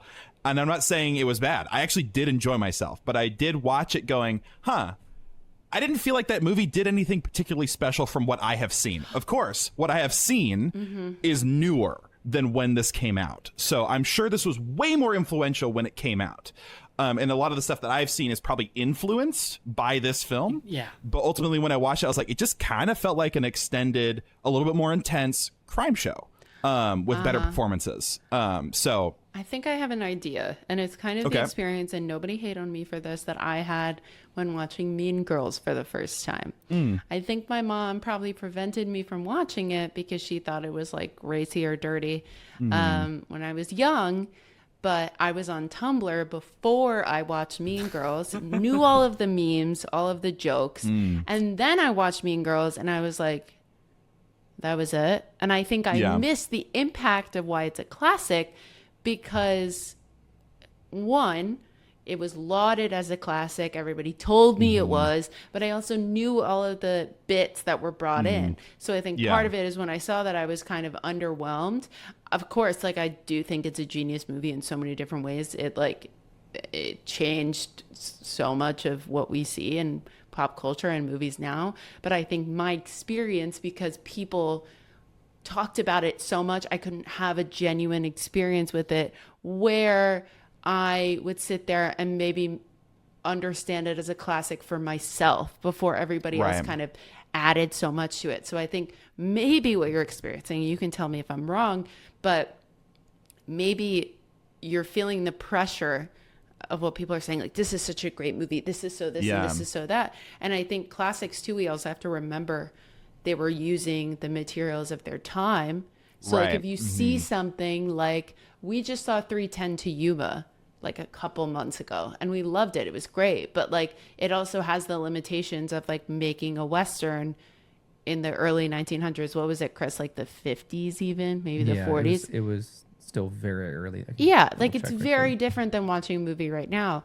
But I think being like, okay, this is a classic. 1957. Yeah, Sorry. so fairly early. I mean, things have changed so much since then. So watching it, you are like, okay, what am I taking from this? What stands out so much about it that is a classic? And I will say I enjoyed Yeah. it. I don't think I had the experience of like coming up against that, but I think there is a point in which you watch it and you're like, okay, the writing's really interesting. I really like how they did this thing. The acting was really engaging, whatever it was. And things like Goodfellas, maybe it didn't resonate with you, but you watch it and you're like, okay, I think this was hyped up to me in a certain way. I think people have told me I should like this movie. And that can kind of color your experience in the way maybe it think I was agree, for yeah. me, for Mean Girls. Do you know what I mean? Absolutely. I don't know if specifically Goodfellas. I don't know if I'll have to watch more Scorsese films. I almost think his style might not be for me. It might not be. to say it's bad at all. It's very possible it might not be for me. But I think you might be right about Silence of the Lambs. Probably The Shining as well. See, I loved The Shining the first time I saw it. Oh, good. And I was almost shocked at how much I liked it because I was like, oh, I get it. But I think there is Right. that in so many movies where you're like I saw The Godfather for the first time in the last year. And I'm sitting there with bated breath being like, I better like this because I want to get Right. why everybody likes this. And I did like it. So it's fine. Yeah. It's fine. But I think there is that experience of like, it's a classic, so therefore I should like it. And Right. especially if it's a classic of more than like 50 years ago, whatever it is sort of feeling with everything you've seen up until that point that, like you said, might be influenced by these movies, you might be underwhelmed. But then if Yeah, you go 'cause, back like, a second yeah. time, it doesn't mean you're wrong. Like I think Oh, sure. No, you're absolutely. going to have that opinion. But I think maybe that's part of it. Yeah, no, and I don't want to be like a contrarian. I actually genuinely wanted to like all of these movies. I don't think you have a contrarian attitude. I think you're not like, well, everybody likes it, so I fucking hate it. I think that's like counter to what I'm saying. Like I think you're Definitely. wanting to understand. It's like wanting to belong to this collective psyche. Of Yeah. like, this is the I think- movies that is good. Yeah, liking more stuff is more fun. Yeah. So, like, in particular with The Shining, I think it was hyped up for me so big about how this is like one of the greatest films. It is amazing. Everything about like it's terrifying, like all those things. And so I went in with my now modern standards of what I expect to be those things, not taking for what it is. My expectations are now modern. And so I went in going, okay, when is it going to happen? When's this? Yeah. And I'm seeing all these techniques that it pioneered, I'm sure, that were hugely impactful. I'm just going, okay, well, I've seen that before, so I don't know what's going on. And so I'm comparing it to all this that I've heard about what it's supposed to be, when it's like, oh, my expectations weren't met, so therefore it was a bad movie. So I Yeah. think you're probably right there. Yeah. And speaking on The Shining, I did enjoy that movie for Jack Nicholson's performance. Yeah, Oh he's my amazing. God, And Shelley he's Duvall, rest amazing. in peace. R.I.P. He's So amazing. so good in that. Yeah. But yeah, I think that's always been the disconnect for me when I've tried to go back to movies that people are like, it's so good, it's a classic. I'm like, so I have to find a way to be able to adjust my perspective a little bit. Not to say that they were worse, but it is a product of its time, so it's Yeah. different. No, it's hard. I would Yeah. say I have an idea. I have homework for you. Have you seen Psycho? I have not. You should watch Psycho, and I Okay. want you to come back and tell me next week what you thought. Okay. And I will say I just watched Psycho for the first time. I'd always been like, holy shit, I've seen Psycho. I've seen Bates Motel, which was based on, it's like a prequel to it. It was the show that came out like 10 years ago. And it's a classic. It's a classic for a reason. But I was like, I'm going to go see it by myself on Halloween and just have my own opinion of it. And I will say, part of the things I knew going into it, like certain famous scenes, like the shower scene, whatever that is, but kind of putting the picture together for myself when I didn't know everything about it for the first time was a really cool experience. So I wonder, I would love to see how you react to that Yeah. and No, report I'll do it. back. I will. Yes, Chris. Go for it, Chris. My 2 cents on this is always go into any kind of artistic experience removing as many assumptions as you possibly can from what you've been told about it, what you think. Because I feel like even for things outside of film, I have had my experience marred by any kind of thing that I presume this thing is going to be like about so on and so forth. Theater, music, film, TV, all of this stuff. Because yeah, you can absolutely be influenced by somebody being like, "This is the most incredible thing ever," and this and this and that. And there's all these things, and as Katie said, it kind of you're now like set up for something, Yeah. and an expectation of what it's I going to be. think you're set up for failure, honestly. Yeah, Definitely. unfortunately, I think that's what Even happened. if you think it's so great, you have all these expectations of what's going to happen. It happened to me, and I still feel this way. I watched because I do like Scorsese. I watched Goodfellas way back when, and I loved it because it's like, to me, it seems almost like a lot of movies are novel-like, and I would say that one is very novel-like in the way because there's like a narrator and all of that. It was shot during that time when there were a lot of narration and novel-type movies. The One Who Flew Over the Cuckoo's Nest comes to my mind as like a direct novel to movie kind of thing. And so I love Scorsese. I love Goodfellas. I love Hugo. He directed Hugo. I would recommend watching Hugo. It's fantastic. And then, of course, Taxi Driver. Everyone's like, you got to watch Taxi Driver. That's his like best film he ever did ever. And I watched it, and I was like, I don't like this. I don't like this at all. Like, I really don't. I can understand for what it is, for its time and all of that, that definitely people were all about it. But like, I just didn't enjoy it. Yeah. I really didn't. And I don't know if that's because of the assumptions that I had going into it or because it was hyped up so much. Yeah. But, You're probably right. Yeah. I think that's because, probably like, what it is. Yeah, because I try to do with the most art pieces. That's why usually my taste is surrounded by new things, because I don't like to hear about the thing that I'm going to watch or I'm going to play. I like to have my own opinion on it. And so when something is built up, I'm like, well, I've kind of already heard all there is about this thing. And so I feel like, so you're probably right about that. Because I remember I watched Kill Bill for the first time. I didn't really know anything about it. And I think that's what made it better. Is it was so fun because I was like, how did I not know about this movie? This is amazing. I just wanted to talk to people about it. Like same thing with Memento. I knew about it, but I didn't really know anything about it. And so when I watched it, I was like, oh my God, this is so good. So you're probably right. It's probably what I've heard is probably what's kind of throwing me for it. Also, love that do movie. as little research as possible because sometimes you'll be very pleasantly surprised to learn that somebody directed this movie. Hugo was that for me. I watched Hugo however old I was. It's like a family movie.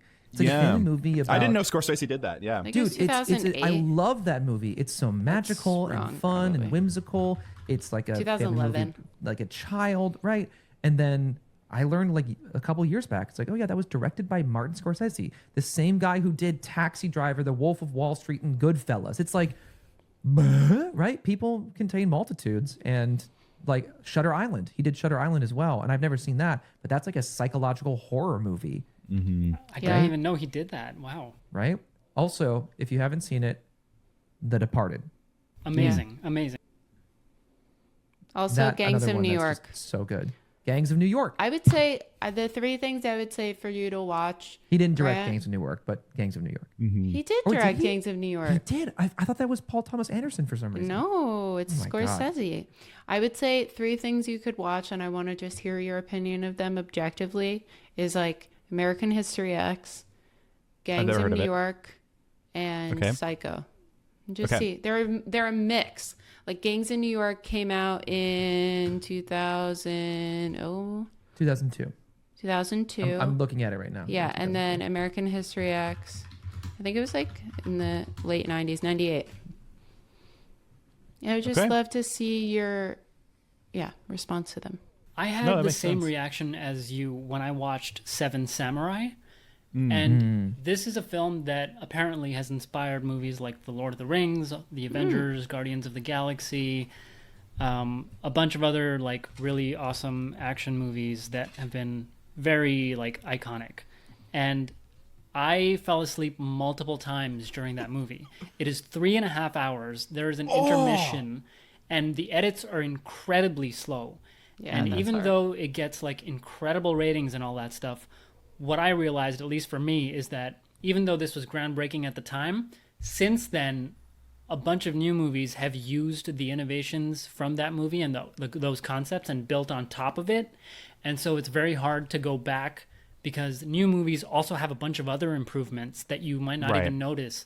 It's kind of like quality of life improvements that video games have. Right. I was going to compare it to games. Yeah. There are so many classics that if you go back and play, you would have a terrible time because they don't even have like fast travel or something like that. Yeah. Like I'm playing or now. checkpoints. Yeah, I'm playing a retro game based called Echoes. Sorry, I'm missing it. It's like Chained Echoes or something. And it's based on games that were created before, but it has a bunch of the modern stuff so that you don't feel like you're playing an old game. Because when I have tried to play really old games, it just doesn't work for me. And so I am interested in modern movies that are timepieces or something like that. Like The Green Book was an amazing movie. I loved that movie, and I think it won an Oscar for editing.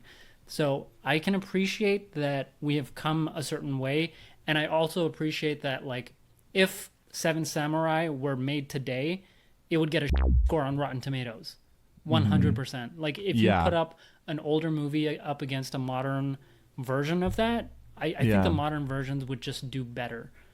Yeah. No, I think you're In probably a lot right. of ways, yeah. Yeah, because like it's standing the test of time. That's what at least the gaming industry puts it as. Is did time treat it well? Because like I know for a lot of listeners this probably doesn't matter, so I'm going to get through this quick. Skyrim is a very vastly well-liked game that a ton of people love, that is very influential. But if you've tried to go back to play that game recently, you'll go, the hell? What is this? Like, you're like, yeah, it's cool that the map's so big and go to that mountain. That's really cool. But then you try to fight somebody, or the role playing is just kind of lackluster. It's just Clunky. like, it's clunky, and you realize, all that stuff that I loved is still there, but I just didn't realize how much I overlooked because I didn't realize how much better it could be. And I think all of you are probably right to an extent of like, time is harsh on art, because when you continue to push boundaries, then the influential thing, the impactful thing from 20 years ago starts to become less impactful, just because we have had more different impactful things.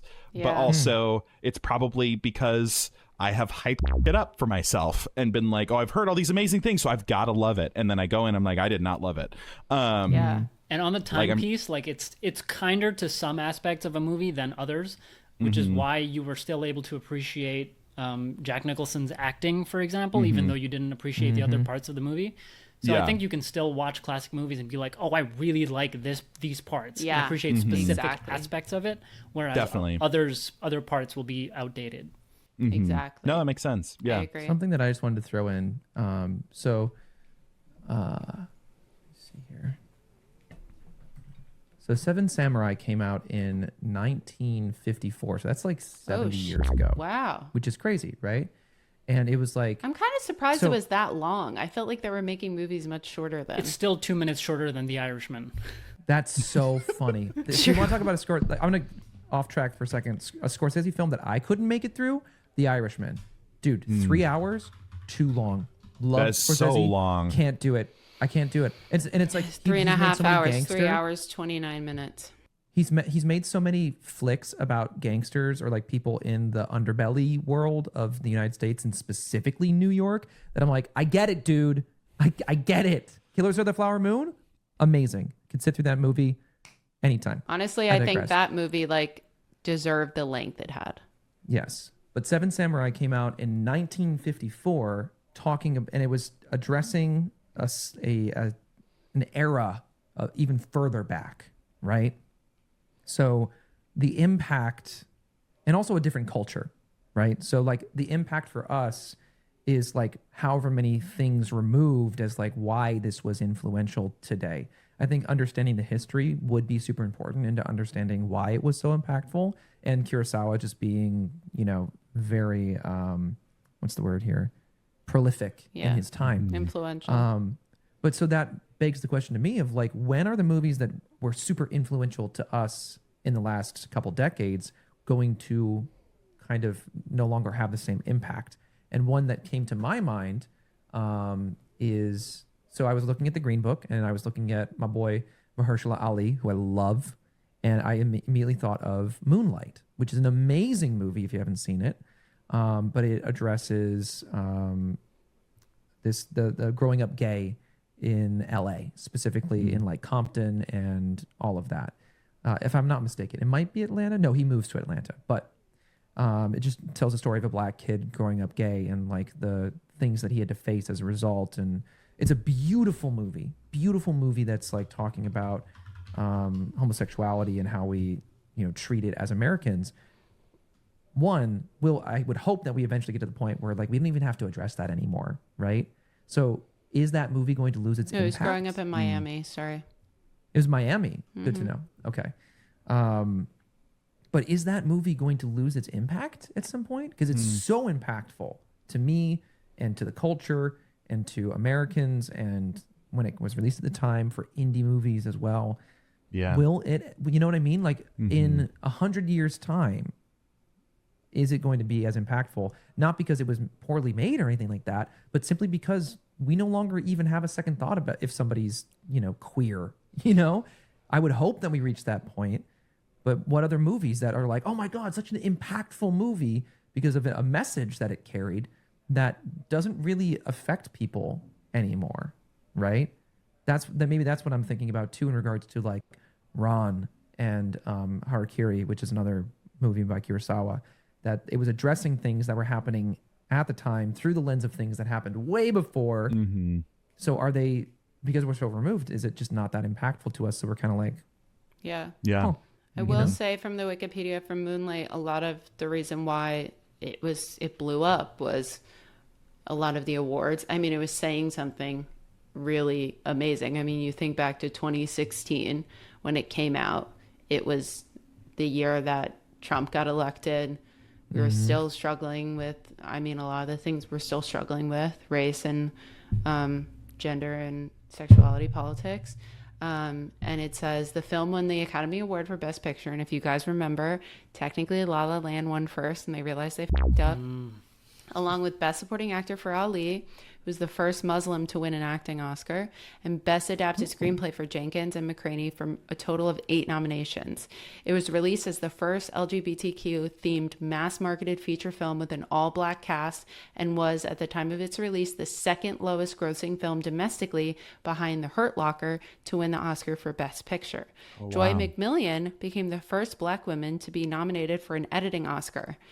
And then it says Mahershala Ali became the first Muslim to win an acting Oscar. So it also came with it a lot of awards. I do think something will kind of use that as a stepping stone to something else. It will not take its power in its own right, but no. And let me just be clear. Like, it's so amazing that I brought up this movie because I didn't even think about it in that way of like, oh my God, yeah, all black cast came out at this time, black director, black editor. It's a big movie for A24 too. Right. It's so impactful. Will it ever lose its impact because of good change, if that makes sense? Like the good change being that we don't really think about that anymore because it's, the fear and hate of gayness and of minorities and of all these things has gone the way of the dinosaur, I would hope so. Do you think it's happened to any films so far? Was there a film? Oh, it's probably already happening. Yeah. Yeah. Totally. I think slowly it'll happen to everything. Yeah, I think one great example that's like more outrageous, but is like gore is a great example of how our standards change. So like All Quiet on the Western Front, the original, came out 50, 60, 70 years ago. I don't remember. I'll check. It's an old movie. But that movie was designed to have some shock value of how visceral 1930. Long time ago.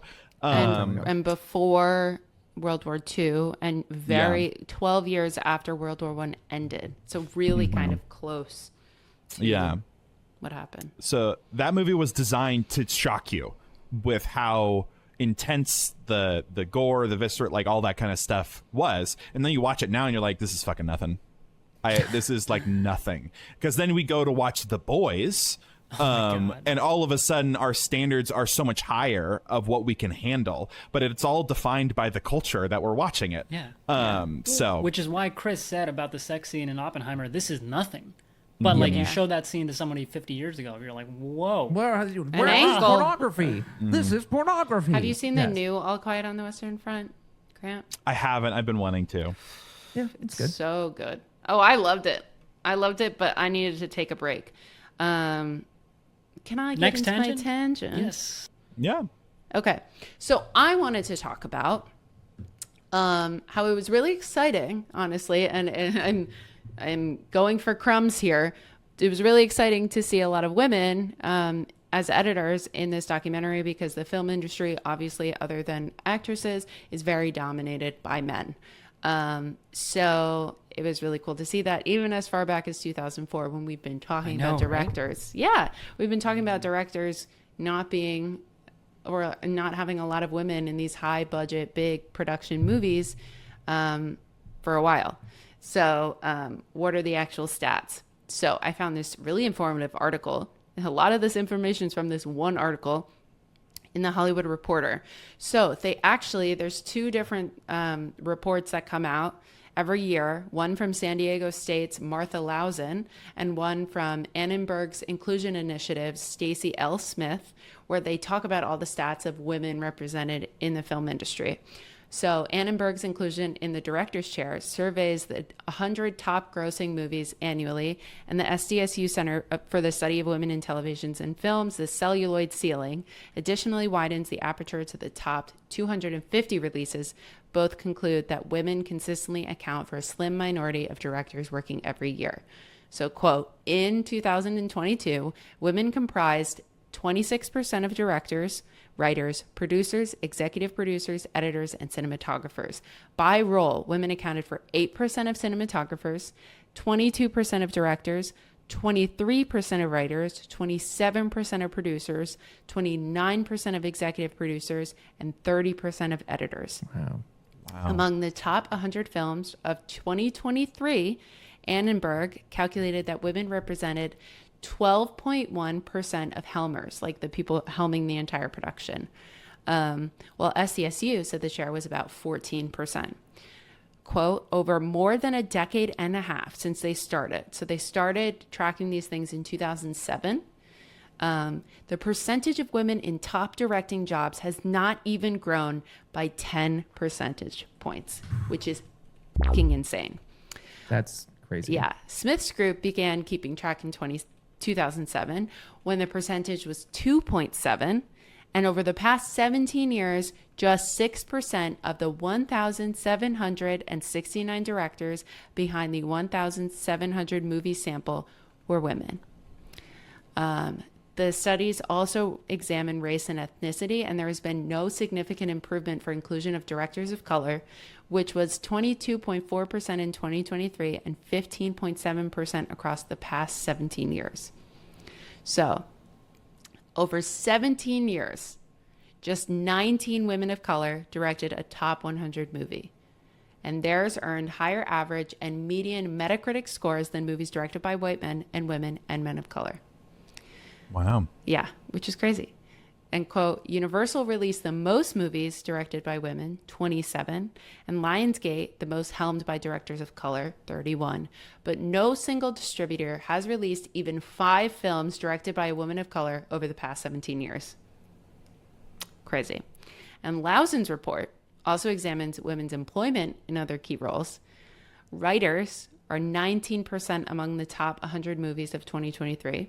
Executive producers are 22%. Producers are 24%.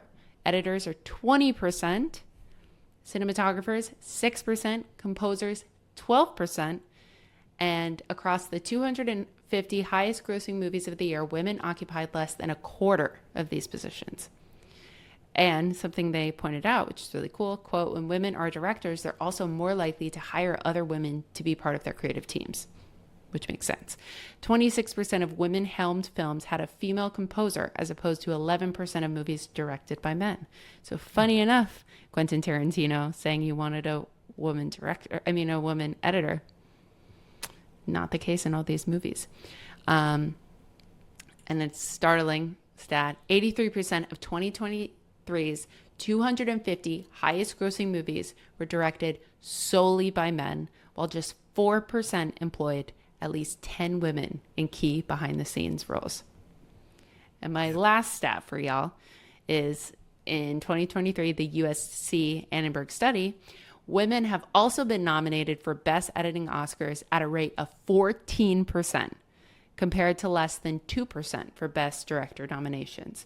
So what we're seeing in these stats, I know I threw a lot of numbers at you guys. Editors are more likely to be employed. Female editors are more likely to be employed. Directors, it's still really, really difficult to get taken seriously or to have your movies really become a huge movie at all. Doesn't mean they're not there, because they are. And it even shows up in Oscar nominations. Obviously, if there's going to be more editors that are females, there's going to be more likelihood that you're going to be nominated. But the fact that less than 2% for Best Director nominations is insane. But it was really cool to still see 30% of editors are women. I think we saw that in the start of the documentary. But I was interested because I'm like, oh, it's cool to see a big representation of women. Big, in quotes. But what does that compare to directors? And obviously, there's a really stark difference. Yeah. So that's my tangent. Yeah, I think the Interesting. craziest thing is like, as you were rattling off all the statistics, is that very few of them breached 25%. Very few. There were only like one or 20 that was like 27. And I was like, oh, Yeah. wow, Yeah. over a quarter, you know? And 30% of editors is cool, but that's still not a 30%. lot. That's Yeah. like, come on. That's still that's a failing grade. Yeah. So we're really You know? looking in kind of that, like, at least for the top movies, for these two reports, we're kind of looking in the in-between, because one examines 250 of the top movies and one examines 100. So obviously the stats are a little bit different. But yeah, we're not really passing like 30%.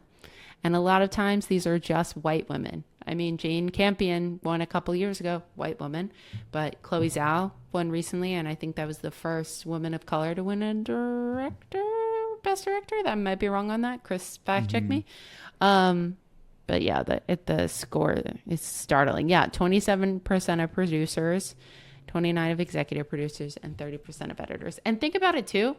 A lot of times, the executive producers on movies are actors themselves, and they're usually very powerful actors. So like Chloe Zhao became the second woman to direct an Oscar winner for Best Picture and the first woman of color to be nominated and win. Wow. Yeah, it's really crazy that it's taken this long, but I almost worry. I mean, I don't know if this is a worry. I think this is just the truth. But Hollywood is just such like a family business at this point, of just like the small amount of families that are in there. So it's like, it's such a hard business to get into. Yeah. I'm wondering if it's like, because it's been so white male dominated at this point, like it's only going to be family members or friends of these people that were in it for so long. And so for people that aren't white, for people who aren't men, it's a lot harder to get in because they're not part of that family. Because like we're seeing that with actors too, like nepotism. Not to say that like Jack Quaid is a bad actor.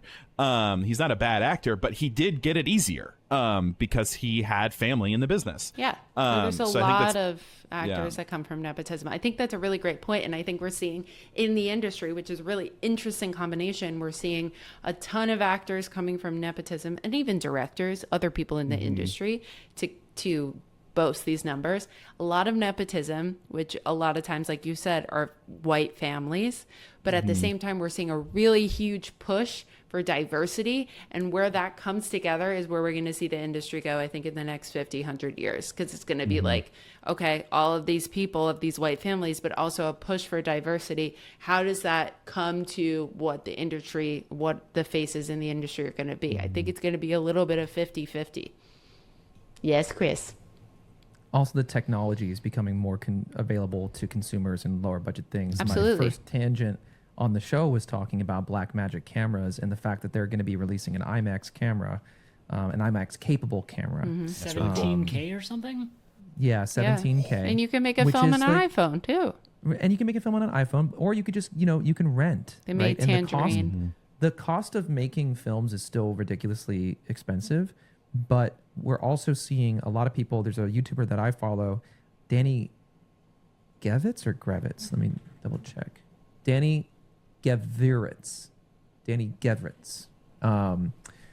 So he is a YouTuber who's like a cinematographer, and he made a feature-length film through Kickstarter and stuff like that, and it's been doing really well. It's been doing really well in the festival circuit. So it's one other example of like through crowdfunding and availability of technology, it's becoming more open. Yeah. You know?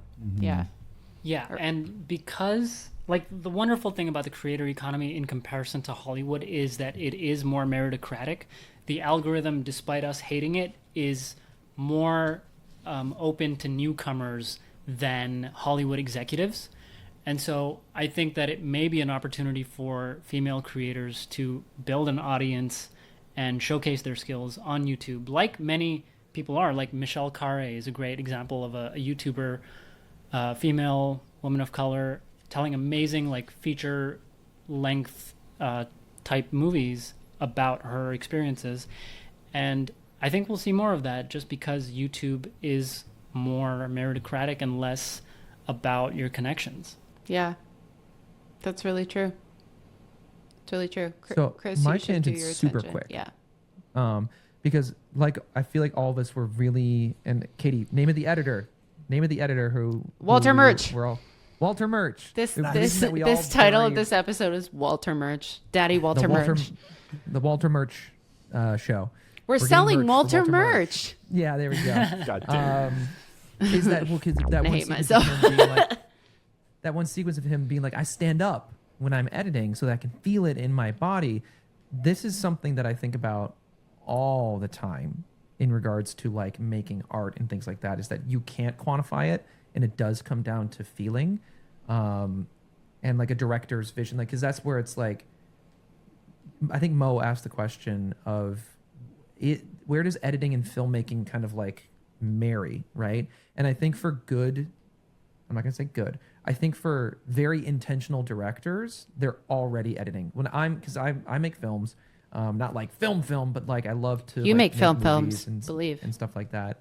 Not yet, at least. I haven't made a feature, but I love to film stuff, and I'm constantly thinking about how is this going to look in the edit, and I think that's super important because, yeah, if you give yourself a lot of leeway in filming, you shoot for coverage, you have so much stuff, you're like, okay, probably could piece something together, but it's not very intentional.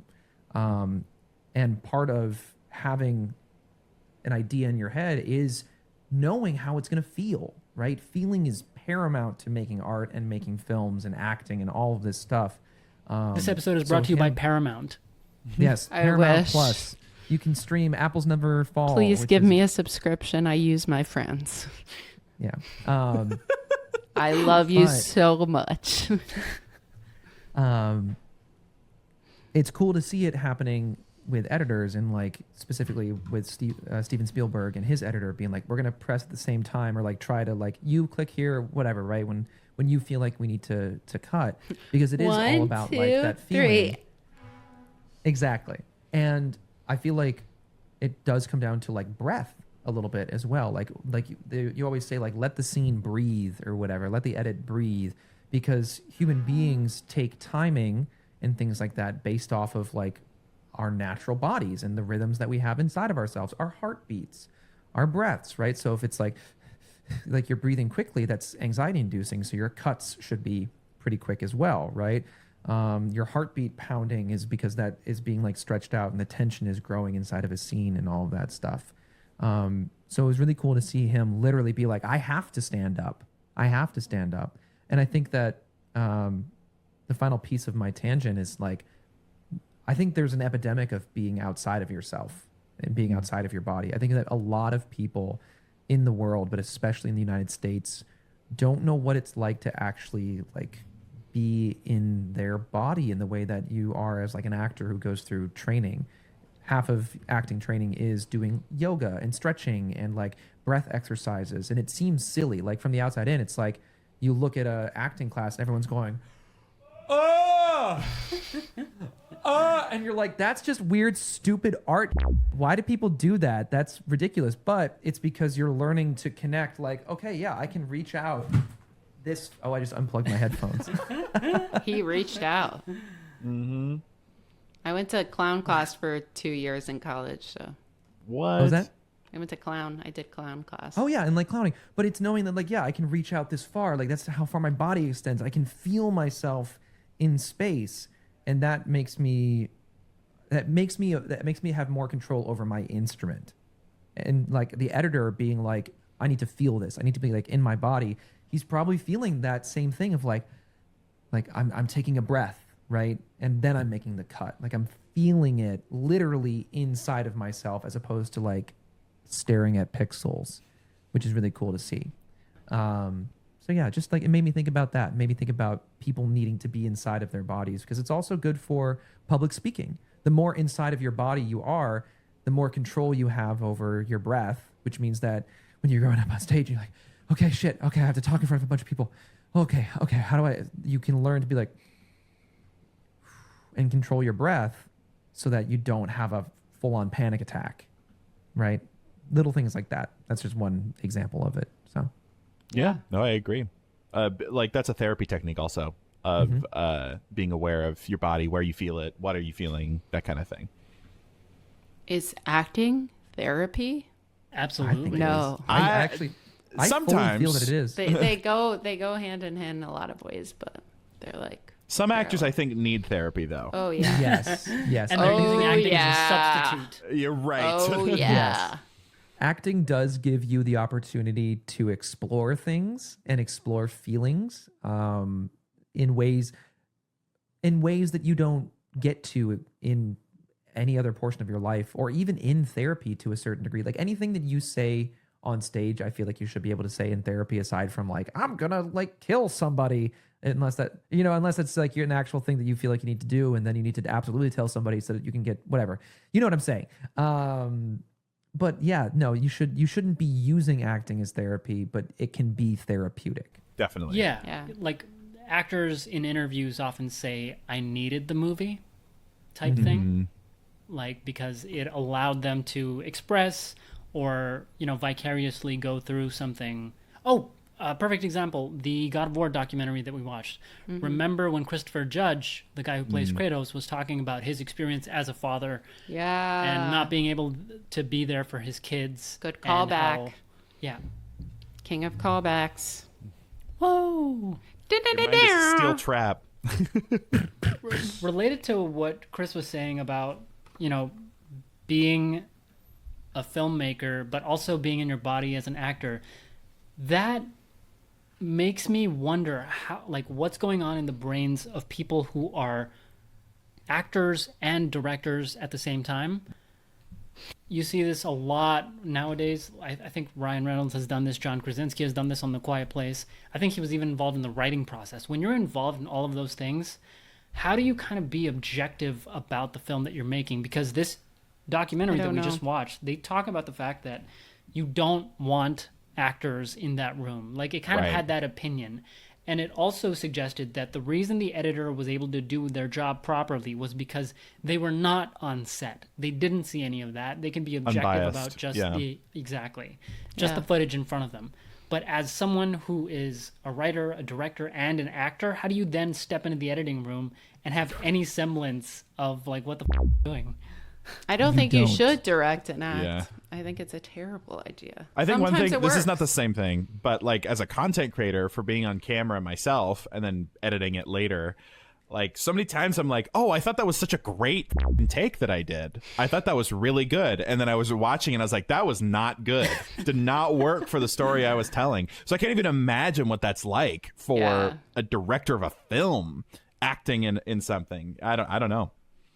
There are so few films that do it well. There are like I think I love Kenneth Branagh. I can never say his last Branagh, yeah. Kenneth Branagh. I love him as an actor, and I do love him as a director, but I hate when he is a actor, director, and also maybe a writer. Chris, you got to be Like- careful saying this stuff on the pod. This is my opinion. I share this freewee. Because like I love his acting. I love his directing. But whenever an actor also tries to direct the thing that they're in, they lose scope of everything. Motherless Brooklyn. What was Motherless Brooklyn? That was Is this the guy that did like the Perot movies? Yeah. Okay, cool. Yeah. Edward Norton. Love Edward Norton as an actor and a director, but he acted and starred in Motherless Brooklyn, and I think that it suffered as a result because there's nobody.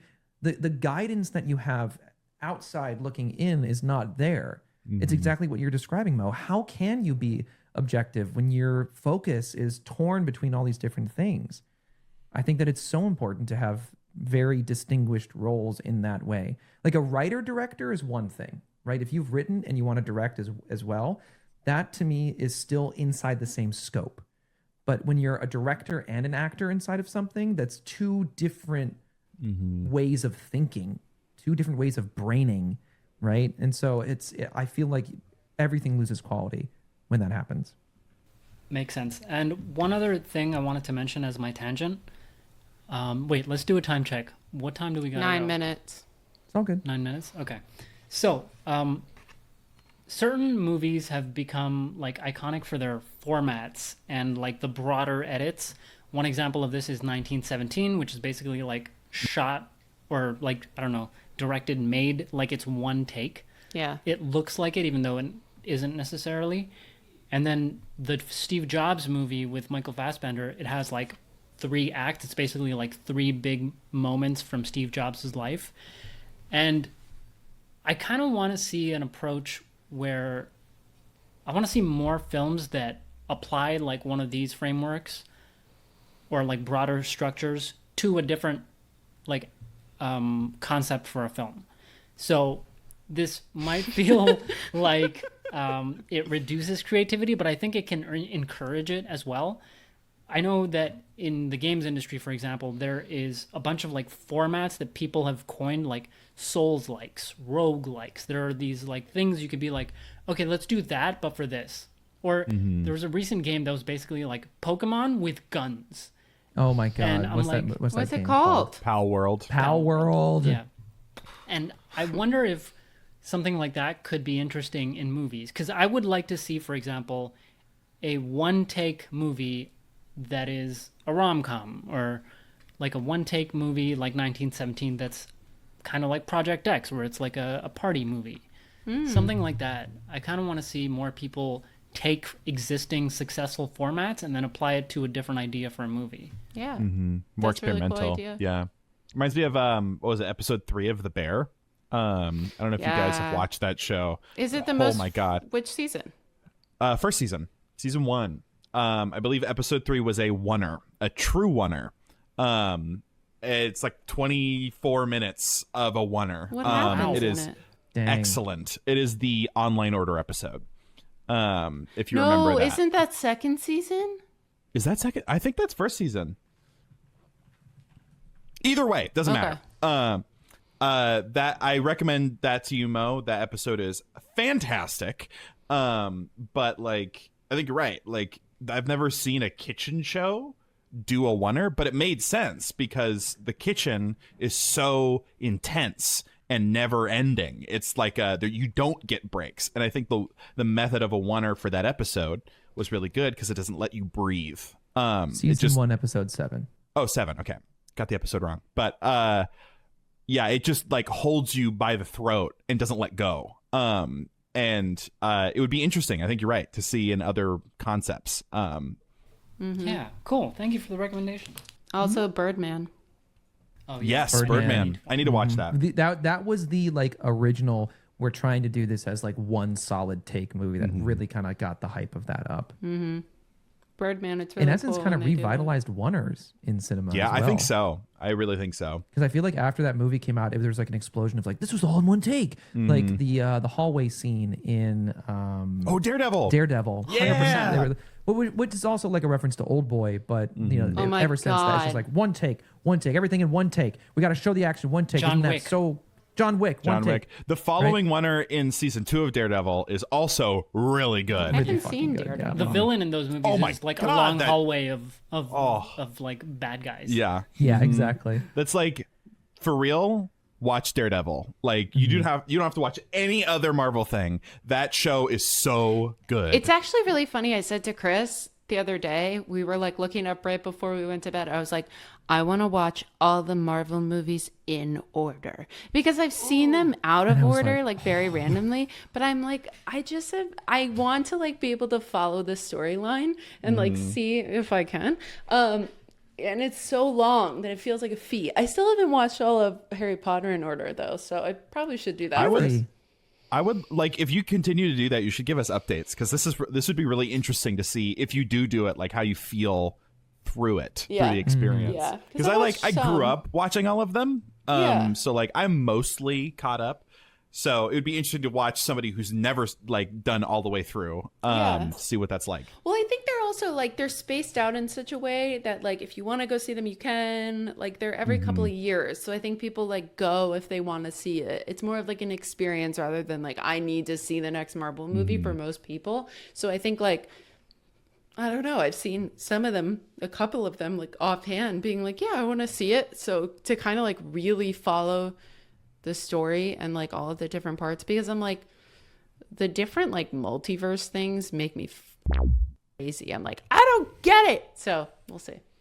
I don't either. I think you'll probably find that you'll find things that you didn't expect to like, and a whole lot more of things you went like, what the fuck? I don't mind Marvel movies. Like, I don't think they're like the most critically acclaimed, amazing movies ever, but I've never sat there and been like, well, that blew chunks, you know? Like, don't worry, you will see those. Okay, that's you do fine. not need to worry about that. I think I've seen decent ones, Don't luckily. fret. Like, I know they exist, but I've There's never some like... real fucking stinkers in there. Okay. Oh, and so it's sort of into phases. I'm not going to get into it, but phase 2 is where most of the stinkers are.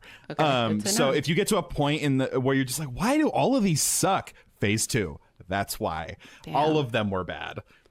Damn. Wait, hold on. I want to see which ones were in phase 2 really quickly.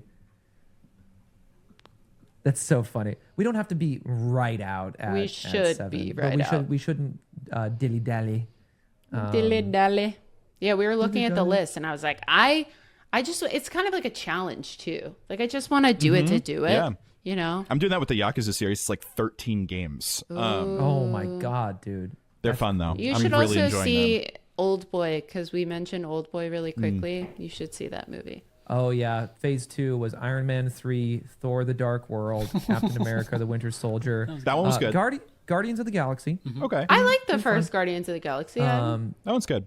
Avengers: Age of Ultron, Ooh. and then Ant-Man.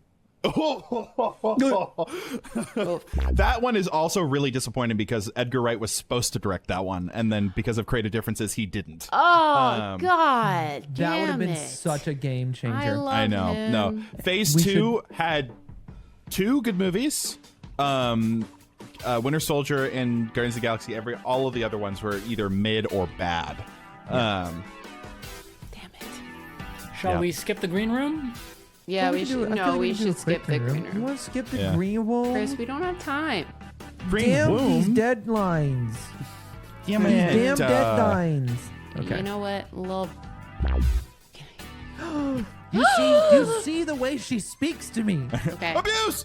Come on, little stinker man. You better not fuck up your take. Let's do it. Oh, I'm a one-take wonder, baby. Thinker, man. And that's a wrap. Let us know your thoughts in the comments. And leave us a thumbs up if you like this episode. Before we say goodbye, make sure you check out the description to see what we're watching next. See you next time. Bye. Bye. Bye-bye. Bye. Bye. Bye.